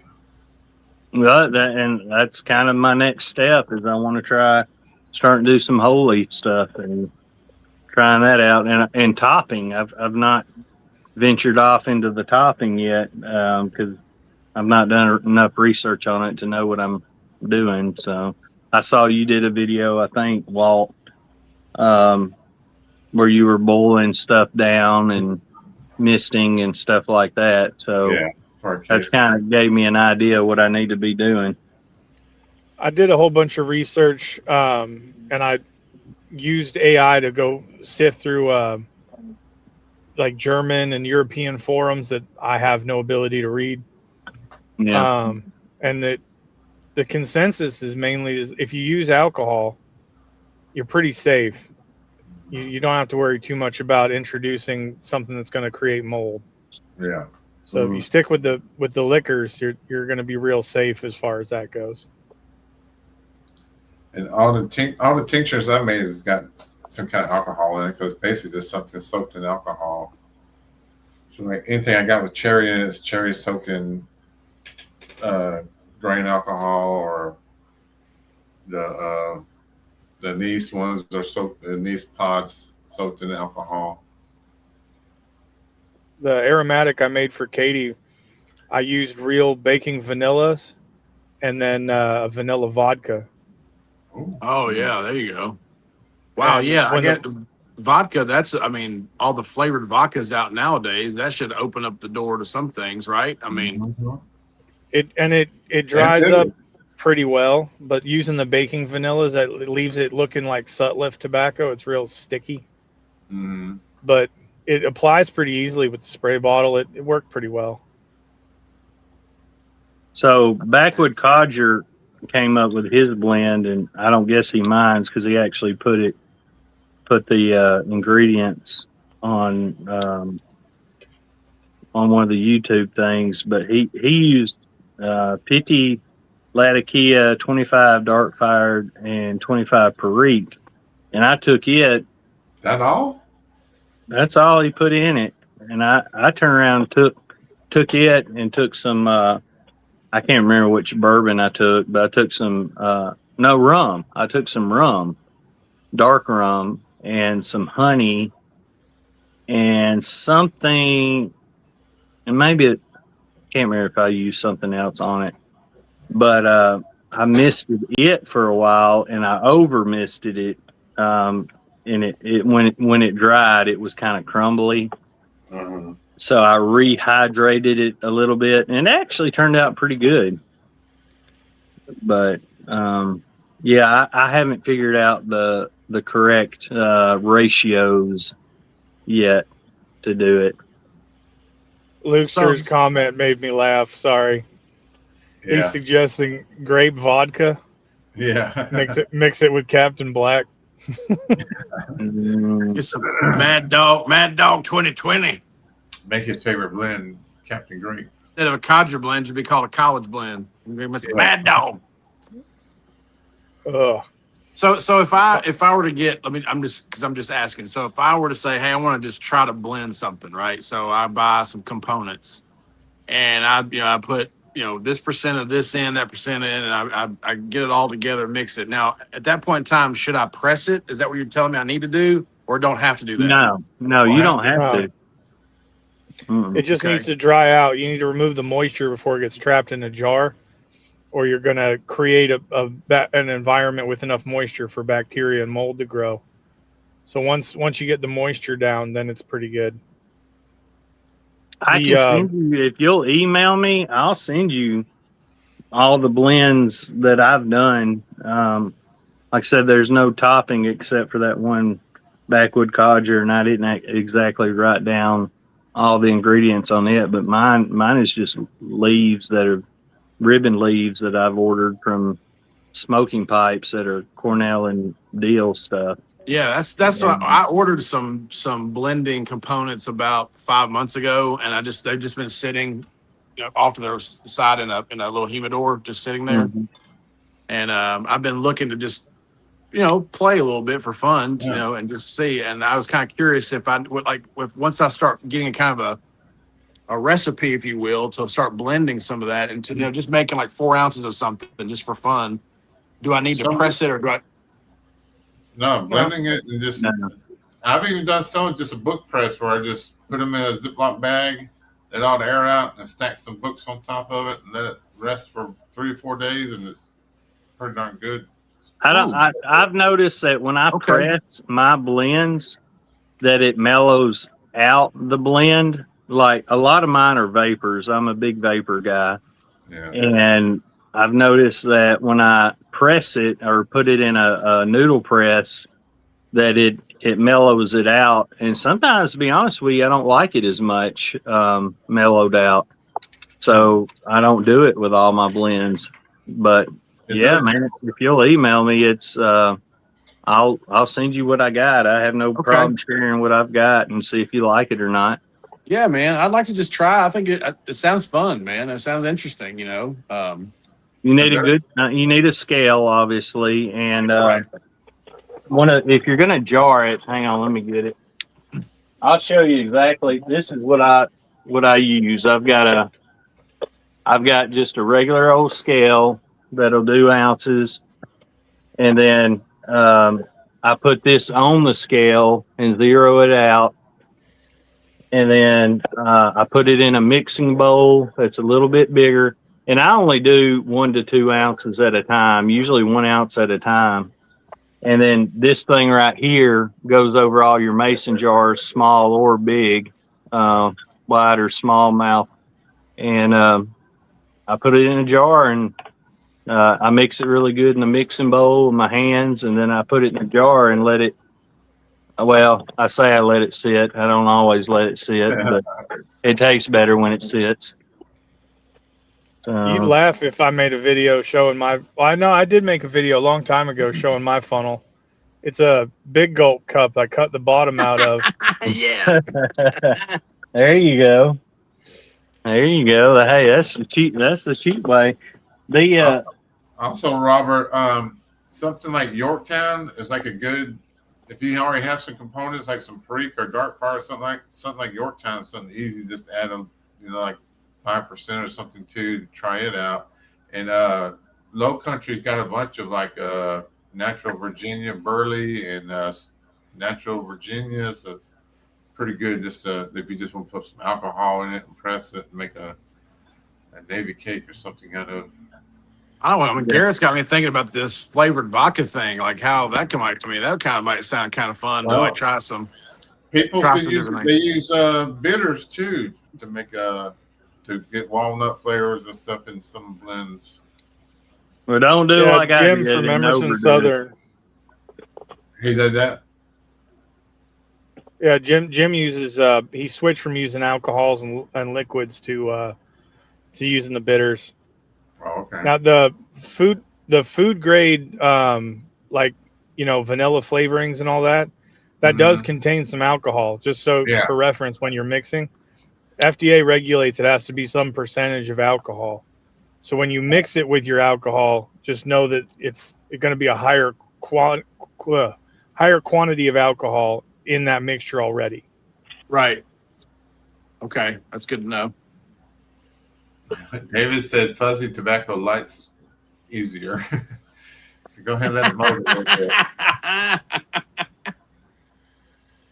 you. The new Low Country is sold out already, Oh wow. so it won't be like the Italian. Piper Oakey's got a point. If you use really high alcohol content, it'll because it's going to become acidic. It's going to start eating away at your leaf. Mm. You don't want to get too high in alcohol content. You just want it just high enough to where it's going to evaporate off the leaf and leave the flavors behind. So you're not trying to put 120 proof bourbon. No. Nice and straight shine in there. The Everclear, it's been working out pretty good, but I do flash it off. I let it set out for an hour or so before I do anything else with it. That's what I use to clean my pipes. I use that for that I was gonna too. say that's what you clean your pipes with. It. Jeremy Reeves did an bath. interview. Pour my He watermelon. said that it was a couple years ago. I went back in the Pipes magazine with all the ones that he had done in interviews, and he was saying that they actually found that cheaper alcohols, because of all the additive flavors, tend to leave more flavor in the leaf than higher end alcohol that's made for you to drink it. I mean, obviously they market for you to drink that cheap crap too, but just if you're going to buy something, I think I'm go talking cheap. about, I'm doing something different. I'm talking about when I make a tincture out of like cherries or something or cocoa. I'm using higher alcohol for that. But you're talking about just the flavor, like they're talking about the vodka. Yeah. And stuff, the lower one. Well, it made me think I don't know what the proof is on those, but like y'all talking about that Smoky Mountain Moonshine, all that kind of, all those flavors they've got. I mean, Yeah. some of that stuff probably no, because they probably add a lot of creams and stuff to them. But some of them, I don't know. With like Burley's, a lot of the rums and stuff helps the Burley's because the rum, a lot of the cheaper dark rums has more sugar in it anyways. It'd be an expensive hobby to play with because you're buying this leaf. You don't want to just, be throwing stuff on there just to be like trying to invent stuff. But at the same time, it's part of the fun too, right? Well, I mean, you're going to try something new. It's not going to be a success every time. There's a price of entry. Oh yeah. So let me ask this question: what if you could pick one of your blends that's like your favorite that you really love? Which one would it be? I'm just curious. I'll let somebody else go first. All right. I got a bunch of like. I've got one called Zipper and one called Kicker and one called Long Branch. That Long Branch is good. I really like, and it's like I said, the majority of mine are vapors. I only got like one English blend that I've done. I don't know if y'all can see behind me over here, but all those are my blends. Oh, wow. Yeah. Yeah, that's great, man. Goodness I gracious. see them jars in your video thinking, damn, he's got a lot of jars. He's ready to go when he gets some tobaccos. Those are my own blends right there. I've got way more than I can smoke, it seems like. And now, once again, I guess I can be ashamed. I don't know if I'm ashamed, but I like the small batch blends, the majority of them. Firebird, the first, not this recent one. I hadn't even tried the recent one, but the Firebird before it, I didn't really care for it that much at all. Nobody did, I don't think. I didn't. I liked it. I like it once in a while. My favorite ones they've come out with recently. That Fires the Levee was so good, man. That's one of my favorites. Yes. I love that one. Yeah. I like that one when it dried out, when the topping died down a little bit. That's when I really started to dig it. Fresh out of the tin, I wasn't 100% sure. Which I one? make and see, and my thing is, I make the mistake every time. The one that I'll buy a bunch of is the one I don't like, and then the one I buy 2 of is the one I end up falling in love with. And I need to just, if I want to buy 6 of them, I need to buy 2, and when I want to buy 2, I need to buy 6. Well, So- I did that with this orchard blend because they labeled it aromatic, and I'm not a huge aromatic fan, so I only bought 2 tins, and now I wish I'd bought a whole lot more. I know I didn't even buy them because it was an aromatic. I'm like, I probably ain't gonna Yeah. smoke that. It's very light. I mean, it's not goopy. It's not heavy. It's a very light aromatic. And now I did like I got it coming Monday because I ordered off Smoking Pipes. So I found this can at the brick and mortar shop here in town, and they were down to, they ordered like 24 or 25, and they were down to like, I don't know, 3. And I wanted it so bad that I went ahead and picked up a 10. Of course, you pay more at brick and mortar, but you're supporting your local shops too. So I get that. But yeah, I kicked myself for not getting more of this. And like Senza, a lot of people didn't like Senza Pocro. That's one of my favorites. Yeah, I actually really like that with blend age. too. With age, that one gets really nice. Fresh out of the tin, I did not like it. Yeah. I also really like From Beyond is one of my favorites too. I really like that one a lot too. Yeah. That's a good one. Yeah. When I was cleaning up my cellar, I found out I had 10 tins of From Beyond. Oh, wow. I found the same thing.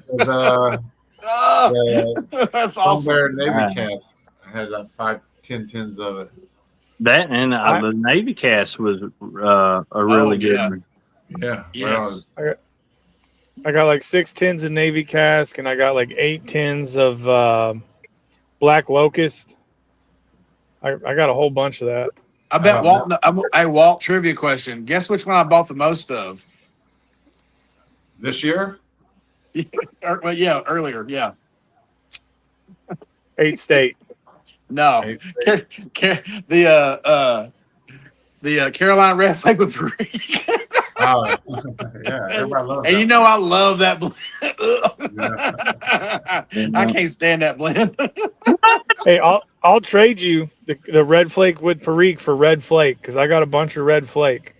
No, I don't want the ones with Perique. That's what I'm saying. I bought. That's what I know. I'm telling you, I have the ones without. Yeah. I prefer the Perique. I got you. Okay, okay. I will. You don't even have to even send me that. I'll just send you what I got. No trade. I just want to get rid of it. I will pay you for some with the Perique because I like the Perique. Yeah. I like the one with the Perique in it myself. Well, It's, if y'all got any from Beyond sitting around, you want to give away, I'll give you everything I got for that. That's one of my favorites. I mean, want to give away? No, but we can trade. Yeah. No, trade. No, I'll trade you my Carolina with Perique for some From Beyond. I'd love to have some more From Beyond. I love that blend. Well, the reason I had so much is for Katie and her love of different Latakia flavors. Okay. So I can't trade it all away, but she's forgotten I have it, which is good. Oh, Garrett, I'm just messing with you. I would literally send you. I will send y'all whatever I got for free. I don't even care. Like, that's what's great about the community, man. People have sent me so much dang tobacco. You say that, but I've been waiting on my sweaters for about 5 months now. Well, dude, you gotta send me your address. I don't know where you live. You can't just like I can't just send it to like nowhere. I mean, I gotta get email to send you my address. If you send me your address, I will send you some sweater, man. I'm just kidding. No, you're not teasing. You know you want some. That's all good. I would too. It's good. What is sweated? Oh, really? Yeah, I don't know. I don't know. It's the last. It was very last Sutliff release. They found it and they forgot about it, and they found it in a Connex. They thought it was going to mold, and it was in this big experiment, and they forgot about it, and it was sweating in a wood barrel. Huh. A port and it's wine full barrel. of Perique. Yeah, it's full of Perique. Wow. Red Virginia's, Perique. I think there's Catarini in there as well. Is it in tins or bulk? You could only get it in bricks. Big bricks. Yeah. Yeah. All right, One who wants pound to brick. sell Got one? like football count. I didn't even get the brick. Y'all know I told y'all my story. So they Yeah, were only his taking is in cash trash that bags. day. And they gave me the trash bag they were walking around with that everybody was sticking their grubby hands in the whole pipe show. Yeah. And he goes, "Here, you didn't get any here." He gives me the bag, and it's like a bag full of it, just and big old funky flakes. Like it ain't even like all chopped up or nothing. It's crazy. Oh heck yeah! I don't It's the care about best. people putting their grubby hands in there. You're lighting it on fire. That's right. I don't care. I took it. Hey, I burning wasn't scared. oxen, James. Oh no, I If wasn't you gotta- scared. I was like, If Give it to there's me. germs that live through the fire, there's nothing you were going to do to stop it anyway. yeah, that's like Ebola stuff. We good.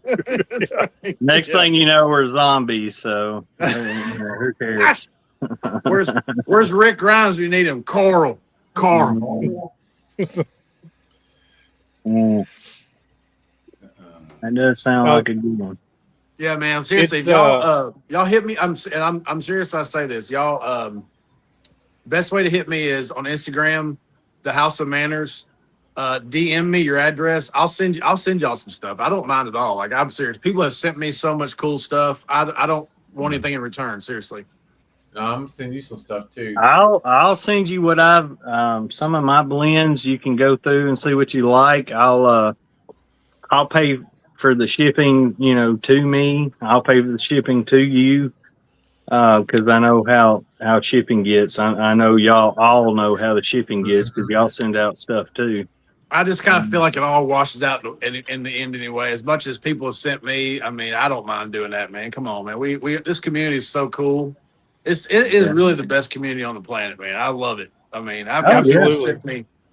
I can't even tell you the stuff that people have sent me, and I'm like, but it's just kind, man. It's just so nice. So, Yep, 100%. It's when I joined over, it's been a year and a half or something.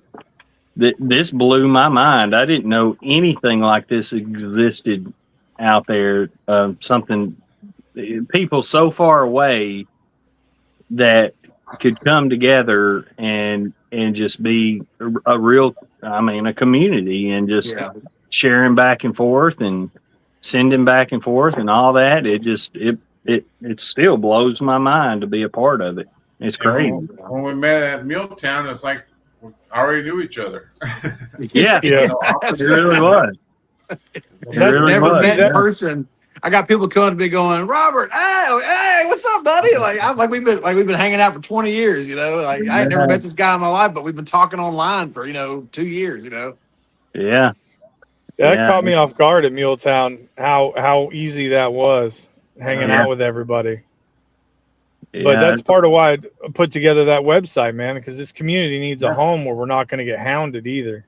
Yeah, man. That's Your really cool. you're website's doing bringing that. all the communities together, like you said before. Like I see the Facebook guys that I see that's not on YouTube. I see the YouTube guys that are not on Facebook. They're all in one group. Some of the guys from forums, some of the guys from Instagram. They're all one. That guy, the Juxie, whatever his name is. If you're reading his stuff, man, he's a master in some of that blending stuff and some of the weird leaves he experiments with. Yeah, he's been in the chat rooms for the blending chat room. He's been in there posting up some of his project stuff too. Yeah. And I follow him on the forums. He's on, I think, 2 different forums with the one that Ernie Q started and the one that the guy who wrote the book started on Straight Tobaccos. He just grabs weird leaves. Yeah, he's putting together some pretty cool stuff. Mm-hmm. I don't have the patience that you all do, or at least that he does. I'm not waiting 6 months to try it. He's waiting years on some of them. I was like, no. Did we lose Robert? Yeah. Uh-oh. Maybe he'll come back. $20 on shipping for my package. I did not spend $20 on your shipping. Oh, he's back. When I got home, man, I think all those packages that went out, the grand total was like $130 in shipping. Oh yeah, shipping is stupid expensive. It is. It is unreal. One of my gall winners was overseas, and it was I don't know. I think it was $130 just to ship it overseas to him. Wow. It was unreal. I mean, granted, he got quite a bit of stuff, but it still was stupid expensive. And I'll say right now, I appreciate everybody that helped out with sending Jonathan Piper X1X his YTPC 2026 or whatever pipe that we all got, because it came down to pennies on the dollar when everybody got involved in sending that to him, and I am much appreciative of that. But overseas, man, it is unreal. Unreal.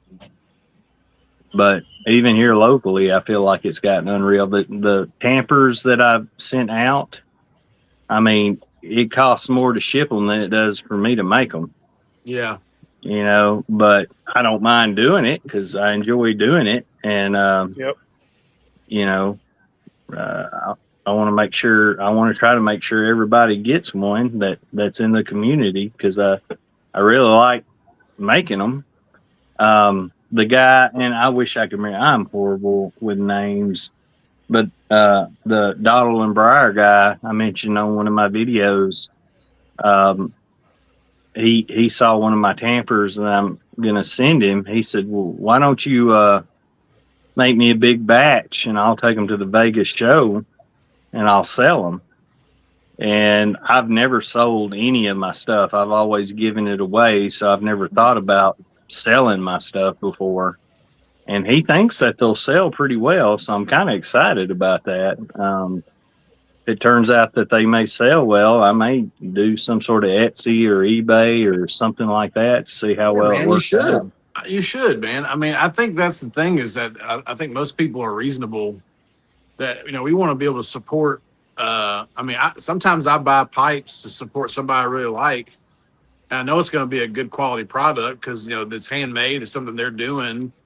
I would much rather buy that and support somebody who's in the community that I really like, who's putting their heart out there doing something they enjoy, than me just go buy something off smokingpipes.com just so I can have it to a tamper. I mean, I'd rather buy one from you. Right. You know, I've bought tons of stuff like that from people, and different categories, not even just pipes and pipe tobacco and stuff. I mean, just in life. I mean, I'll go to fairs and stuff here locally, and there'll be like a leather maker, and there's some guy there who's making, you know, wallets and stuff. I'm like, well, why would I go to, you know, some department store and buy some crap leather wallet that some big company made when this guy's making a wallet that's the same price? I mean, it's the same price. Yeah. I mean, I don't have it on me. It's actually up here, but y'all know the name of the girl that normally comes to the pipe shows? She wasn't there this past year. I think she had some surgery or something, but Indiana Nate was working her booth. It's Maureen's Bespoke. You know what I'm talking about? Yeah. I bought a wallet. Yeah, I bought a wallet from her in 2024 Muletown, and I'm still carrying it. And it's great. It's a little slim front pocket wallet that she made. I love that thing. It's a great wallet. I mean, and it cost me the same amount as it would, you know, me going to a store. So I'm all about it, man. If you start putting your stuff out there, I think it's a good thing, man. Mm-hmm. Yeah, throw it up on the site, man. There's no cost to list it there. Take a picture, throw it up. I didn't even think about that. I'm glad you mentioned that. I didn't think of, but man, I hate charging. I'll be honest with you, I hate charging people for this stuff because same way. Then charge the cost of shipping. Well, yeah, I could do that. I mean, because like I say, we're a community, and I really don't want to be charging a community friend or anything that I make. I'm just not like that. I'd rather send it to them. But yeah, I mean, I could, if they're willing to pay shipping, then make shipping plus make an offer. Yeah, man, maybe. At least for your lumber. Lumber's not cheap either. No, well, I'm fortunate a little bit in that because my dad did some sawmilling a few years ago, and he's got a ton of wood that I can have access to, so I can't complain or really say that that's costing me anything. I mean, the only thing it's costing me is, I guess, time, really. So it's hard to sometimes put a price on that. I guess I don't know. You have But- to realize you're an artisan just like a pipe maker, so you got to put a price on your stuff. Yeah, I don't know. You're never gonna retire from the police force until you start making money from your pipe accessories. Well, hey, you know the guy, which I can't remember his name, from Dottle and Briar. Yeah, That's what he did. He retired and he's making pipes now. Mhm. And I mean, he's making really making cool pipes. He's really- making some really cool pipes. really nice pipes. I mean, he made one. I had gotten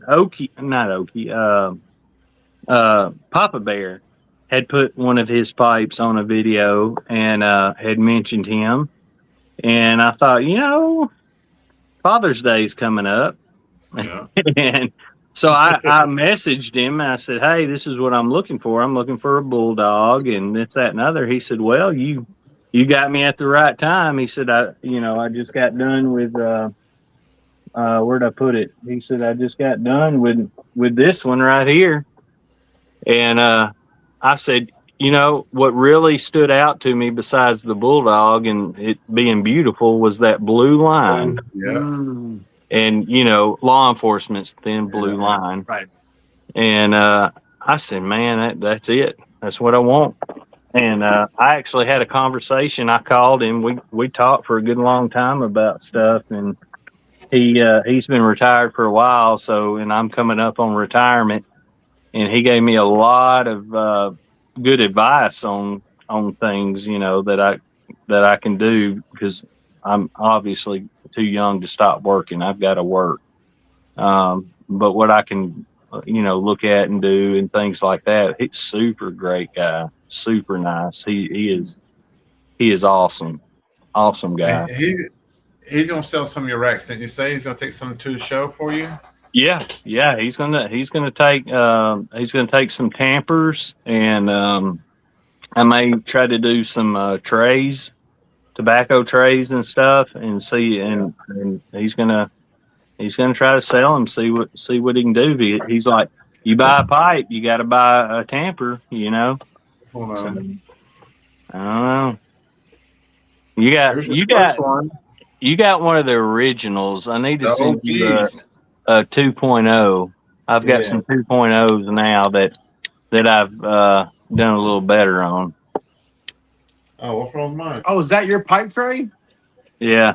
Oh, show that. Well, let me see that again. That's one he made a while back. Oh, that's fun. My light Yeah, bar it's got the end down there where you can you load your pipe in the big part and you dump it back in your jar or whatnot, and then Oh, you can wow. put your tampers and your lighters and whatever in the other square part. Or I made it big enough to hold a bourbon glass. You want to put your That's- bourbon glass in it. Dude, that's awesome, I man. use mine That's, for my jar. So yeah, it'll hold a Coke or whatever you want to put in that section of it anyway. Almost looks like an American flag.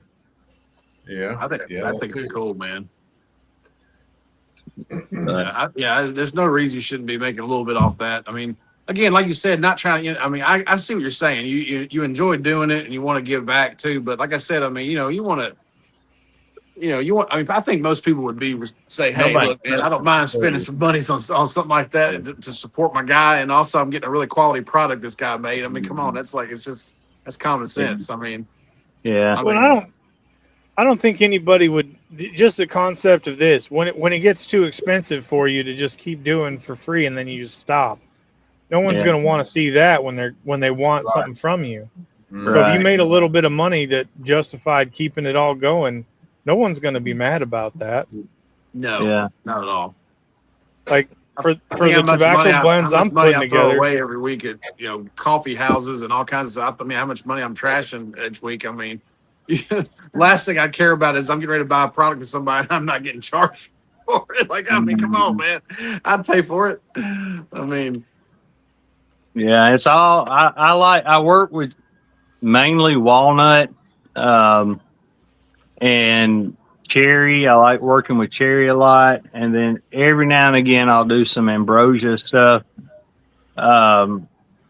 ambrosia is really nice, but I think the walnut and the cherry just comes out a lot better when making certain things. And all the tampers are made out of walnut and the railroad nails from, the dates that are on the railroad nails. So they're getting a little harder to come by. I usually get them off eBay or Etsy. Sometimes you can find a good deal on them. Sometimes you can't, but I try to buy a lot at a time. And, so I can make quite a few tampers at a time to hand out to people and stuff. So, but yeah, it's, I like it. I enjoy woodworking. It's fun. Like I said, I was making those chairs today, which, is my first time making them. And of course, first time making anything is never going to come out like you want it to. No. So, like I was telling Walt, I wish I liked hobbies like 2.0s. that. I wish I've thought about woodworking so many times, and all my hobbies take too much from me. I like to drink whiskey. That's like my hobby. It's a hobby. Hey, It it's is. a hobby. But my hobby's expensive. Well, I ain't gonna lie, woodworking can be expensive because you got to have That's the true. tools. That's You true. gotta have the right stuff. I feel like you at least get a little exercise, Whereas I'm kind of sitting here like, this is my exercise. Yeah. No. Listen, this guy right here from day one, I think I was born with a non-exercise bone in me because I do not like exercising at all. I hate it. When we got to do our yearly physical agility crap, I'm like, oh, I dread it so much. But there's all these guys that are big buff and love exercise and get highs off of it. And I'm like, y'all got a mental illness or something. I can't, no way. That's crazy. Listen, my 18-year-old son gets up every morning and goes and works out like 5 o'clock in the morning. He's 18. I'm like, son, I don't know where you got that from. That gene didn't come from me. So. That's a new kid thing, man. I was going to Charlottesville, Virginia in January. All the kids would be in our parking lot where we had the construction parked at. They'd be there at 5 a.m. jogging. Daggum, son. Snow and ice. Yeah. I know my son. I will have to he say does- my oldest is he's big into sports and track running and all that, and I hope he can keep it up because it is not for me. It wasn't for my dad, so I don't know where he got that gene from either. Because me and my dad both are not. My son gets on there and he gets on his Instagram page and he's in the gym with headphones on, his shirt off. He's got the, he got the trap side like this. He's looking all cool and stuff. And I'm like, son, I don't think I ever looked that cool my entire life. I just want you to know that. I don't know where you got that from. Everybody says you look like your mama, so I guess that's where you got it from. Yeah, I just ain't got the mental willness to do it. I guess I know it makes you better, and they say you can get endorphin highs off of it and stuff like that. But yeah, I can get that same thing off some bourbon or a pipe or something. That's like my best friend. He talks about the runner's high. I've heard people talk for years about the runner's high. Mm-hmm. I don't know about y'all. When I go running, I get runners like almost die. Like I can't. Like I can't. I feel like I'm gonna die. Like pass out. Like there ain't no runner's high. I was like that on the single runs and stuff in the military, but if we ran in a formation and everybody was in step, I could get my second breath almost and get that not high, but be able to go on for a good while after that. But running by myself and everybody just passing me, I just finally start walking out. I found out we had to do 3 things like setups, pull-ups, and then the run. If I maxed everything else out, I could just walk the run and be in within so many minutes and still get a number 1 first-class grade. So I wrestled in high school, man. We ran all the time. Oh, man. And I can run forever, but man, I never ever enjoyed it. Oh, we lost him. Oh, what happened? Jonathan, the secret to life is to find something you really enjoy doing and figure out a way to get paid for doing it. That's what David G said. It's true that. Ooh. All right, Loaded I up lost some black Garrett's dot. sound. You know how it goes. Well, this is what happens if somebody drops off and I'm on. So Yeah. I'm gonna drop off. I'll probably check y'all out tomorrow night. Garrett, good to see you, my friend. Walt, good to see you, my friend. All right, Thank man. y'all If I so much can, for I'll hosting. pop Y'all on are the tomorrow best. I'll night. talk to y'all probably tomorrow night. Okay. All right. All right.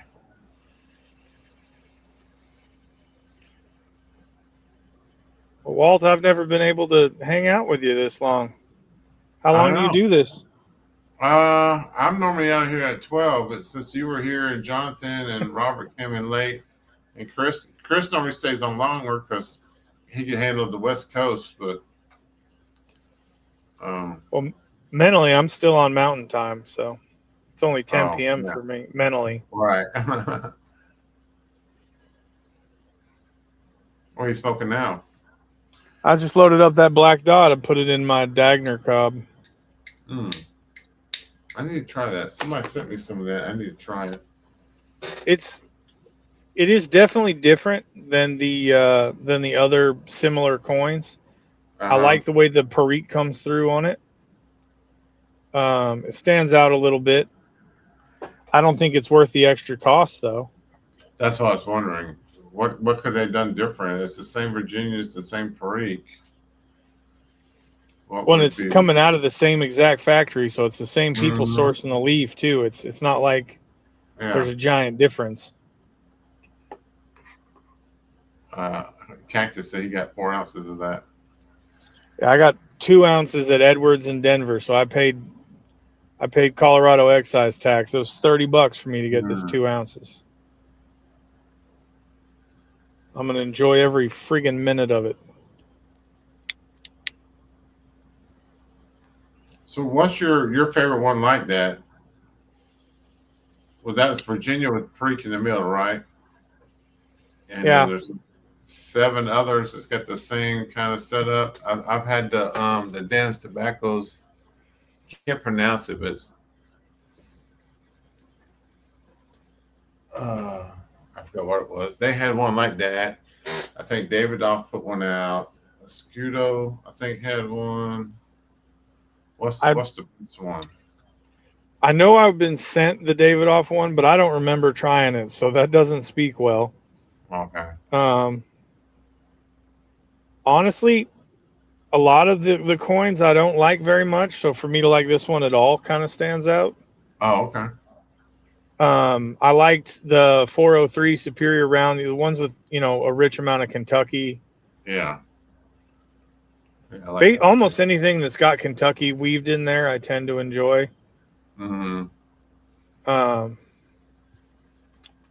What's the one? Penny Farthing was really nice from Yeah. GLPs, and that's got Kentucky in there. Yeah, I like And that I one, really, I like that one 50-50 with Five Brothers. Oh, really? Because they're both shags, and it was really good. You know who did the coins a really good service was Ken Byron. He did the Raven's Eye flake where he took the superior, or he took the bullseye flake and then stoved it. Yeah. I don't know what else he did. I'm sure he did something else because he never does just what he talks about. But it turns out really nice. I think it's worth the cost to get it from him that way. Yeah. I think I got some of those too. Yeah, I got 8 ounces of those put aside. I like Every a time lot I get of his Virginia slices and stuff he does too. The Acadian Flake is one of my favorites from him. Yeah. I've got pounds of that. Brown Fleck is one I like a lot. I don't know if he makes it anymore. I don't think he does. You know, one that I thought I would like that was a brown, it was just listed as a brown product because I like the dark flake aromatic from Galleth. I thought the brown flake aromatic would be similar, and it's not. They're two very different animals. Yeah.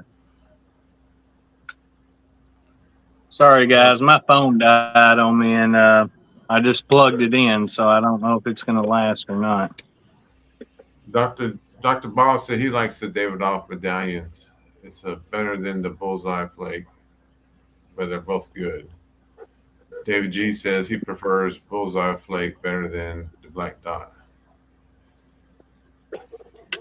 It seems like the Perique is more poignant in the Black Dot, but that's about it. Like, it still tastes like Perique. It just feels like it's more front and center, whatever they did there. But I don't think that there's no way it could justify the cost. Mm-hmm. David G asked, does Three Nuns count as a coin? I mean, to me it does, but not in this comparison Yeah. because it doesn't have the center cut.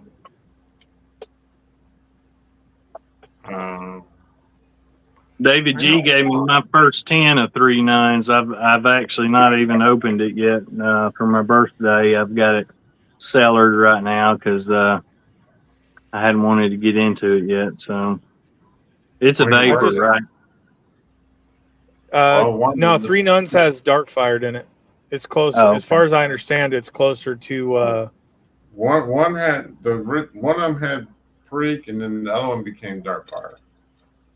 Okay, I don't know which one. I forgot which is which, but the old one was one, and then the Three Nuns, the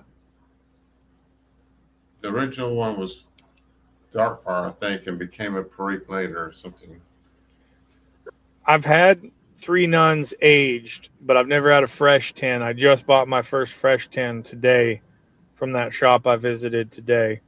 Mm. And then I remembered hearing that Mars Cigars is going out of business. Oh, no. So I went on there and I bought all the Three Nuns that they had and all the Robert McConnell Latakia flake that he had. Oh. Good thinking.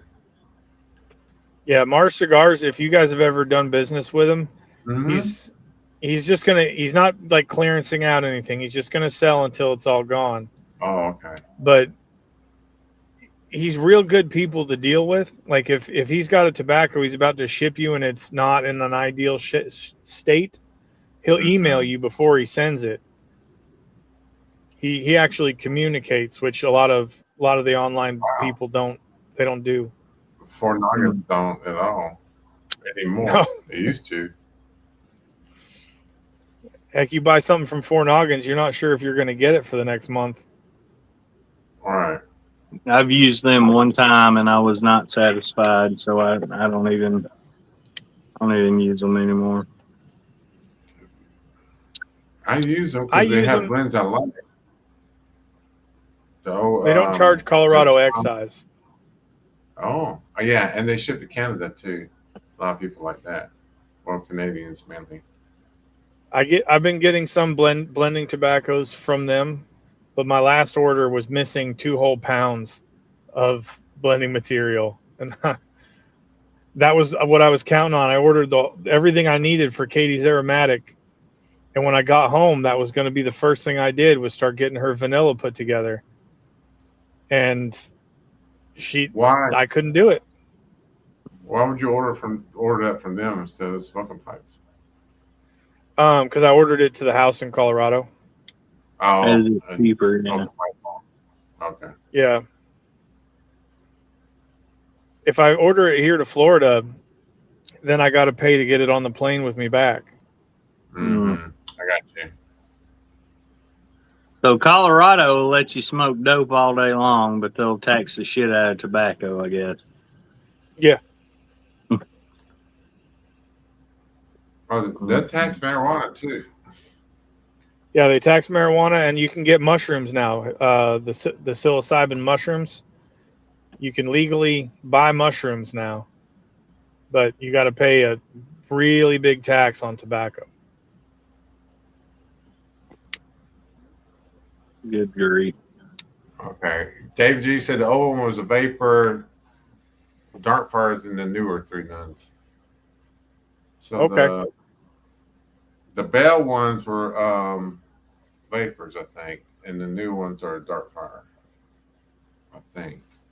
I got to go in there and look at my 10 when I get off here and see which one I got.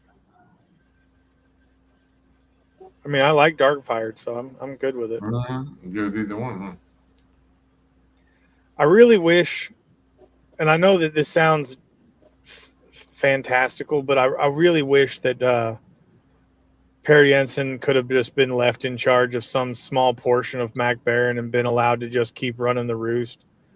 Because the stuff he produces, it hits for me every time. I wouldn't have any inclination to blend tobacco if he was still making stuff, because I know eventually he'd make whatever I'm craving. Mm-hmm. Yeah. The Brothers in Arms, that's fantastic. Mhm. I love it. I love Brothers in Arms. That's one of my top favorites. And I'm really kind of hoping that they realize what they screwed up with Amphora, getting rid of all the Amphora line and bring some of that back. Yeah. I know STG could probably do it, and I'm sure it'll hurt the 4th generation stuff that they're selling, but the Amphora was a superior product. Mm-hmm. At least the basics, the Kentucky, the Virginia, and the Burley. Oh, Katie loved the English, and I tried it, and it was a really nice English. There's enough Englishes out there I could do without it, but I'd love for them to bring back the Burley and the Kentucky at least. Yeah, Yeah, the Virginia. aromatics. Without There's that. enough aromatics out there. We don't need 17 more aromatics, but I mean, I say that, but everybody's going on about the Midnight Orchard, so it Yeah.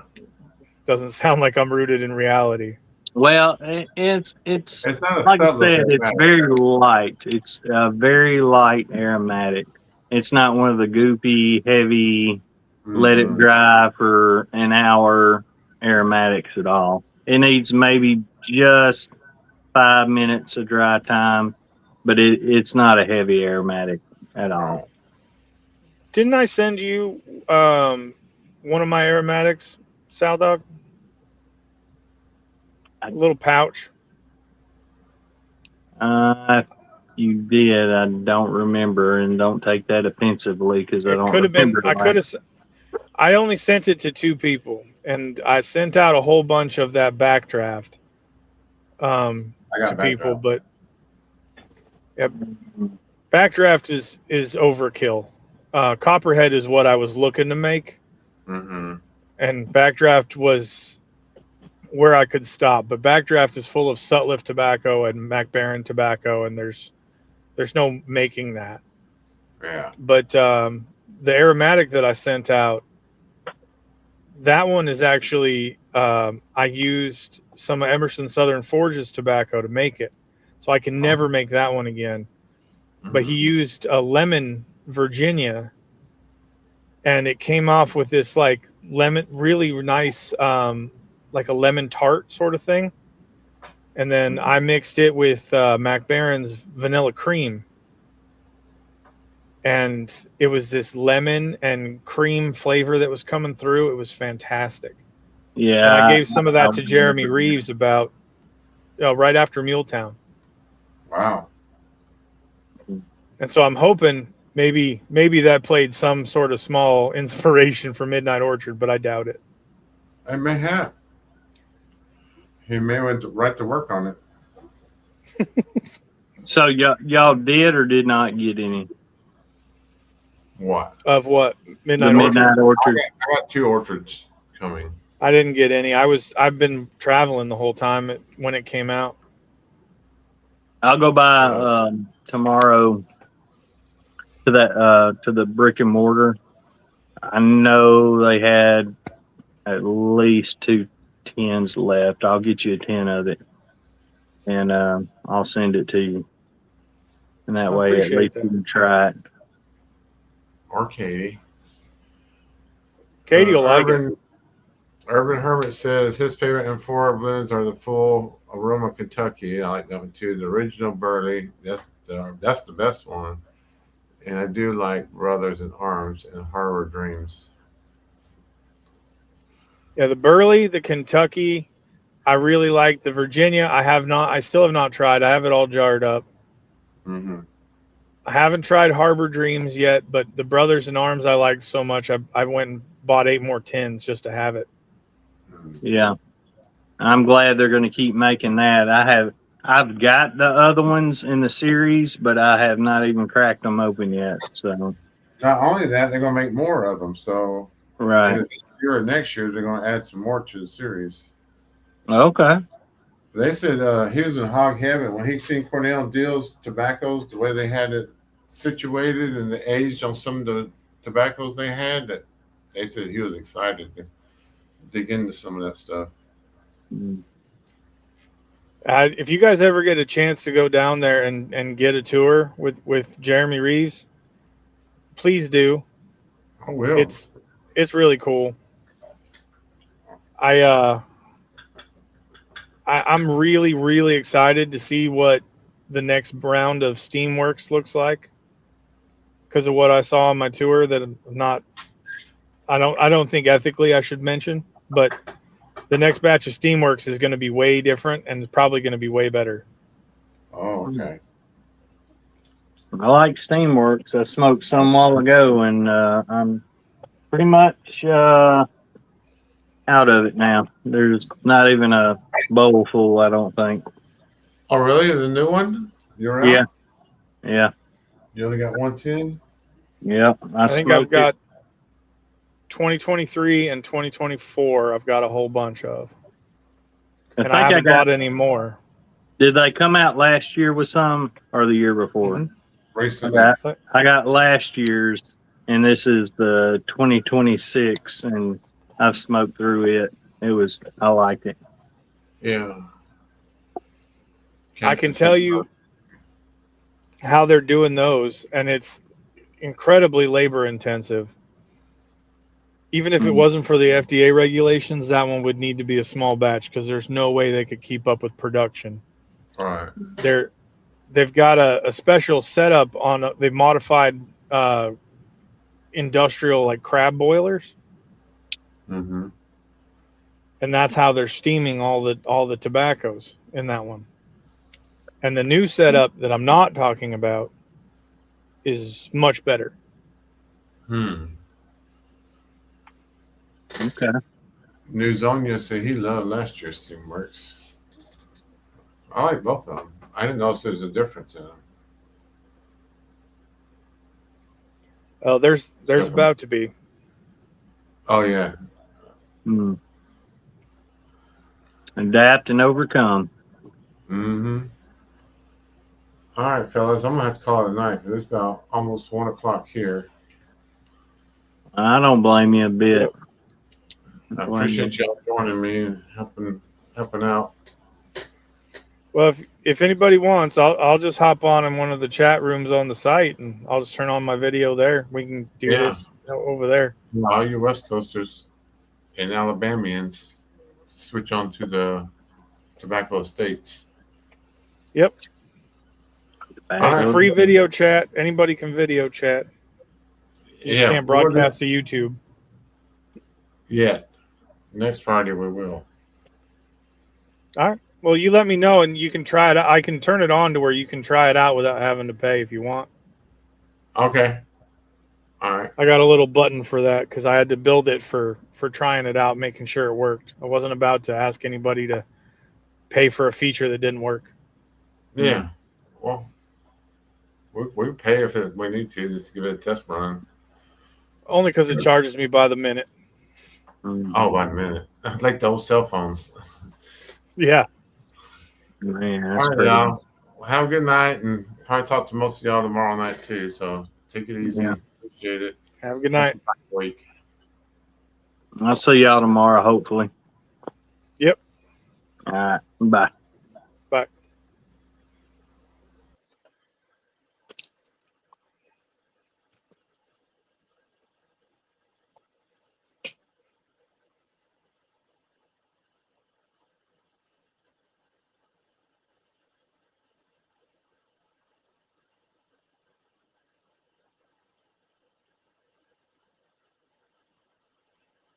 There's not even a bowl full, I don't think. Yeah.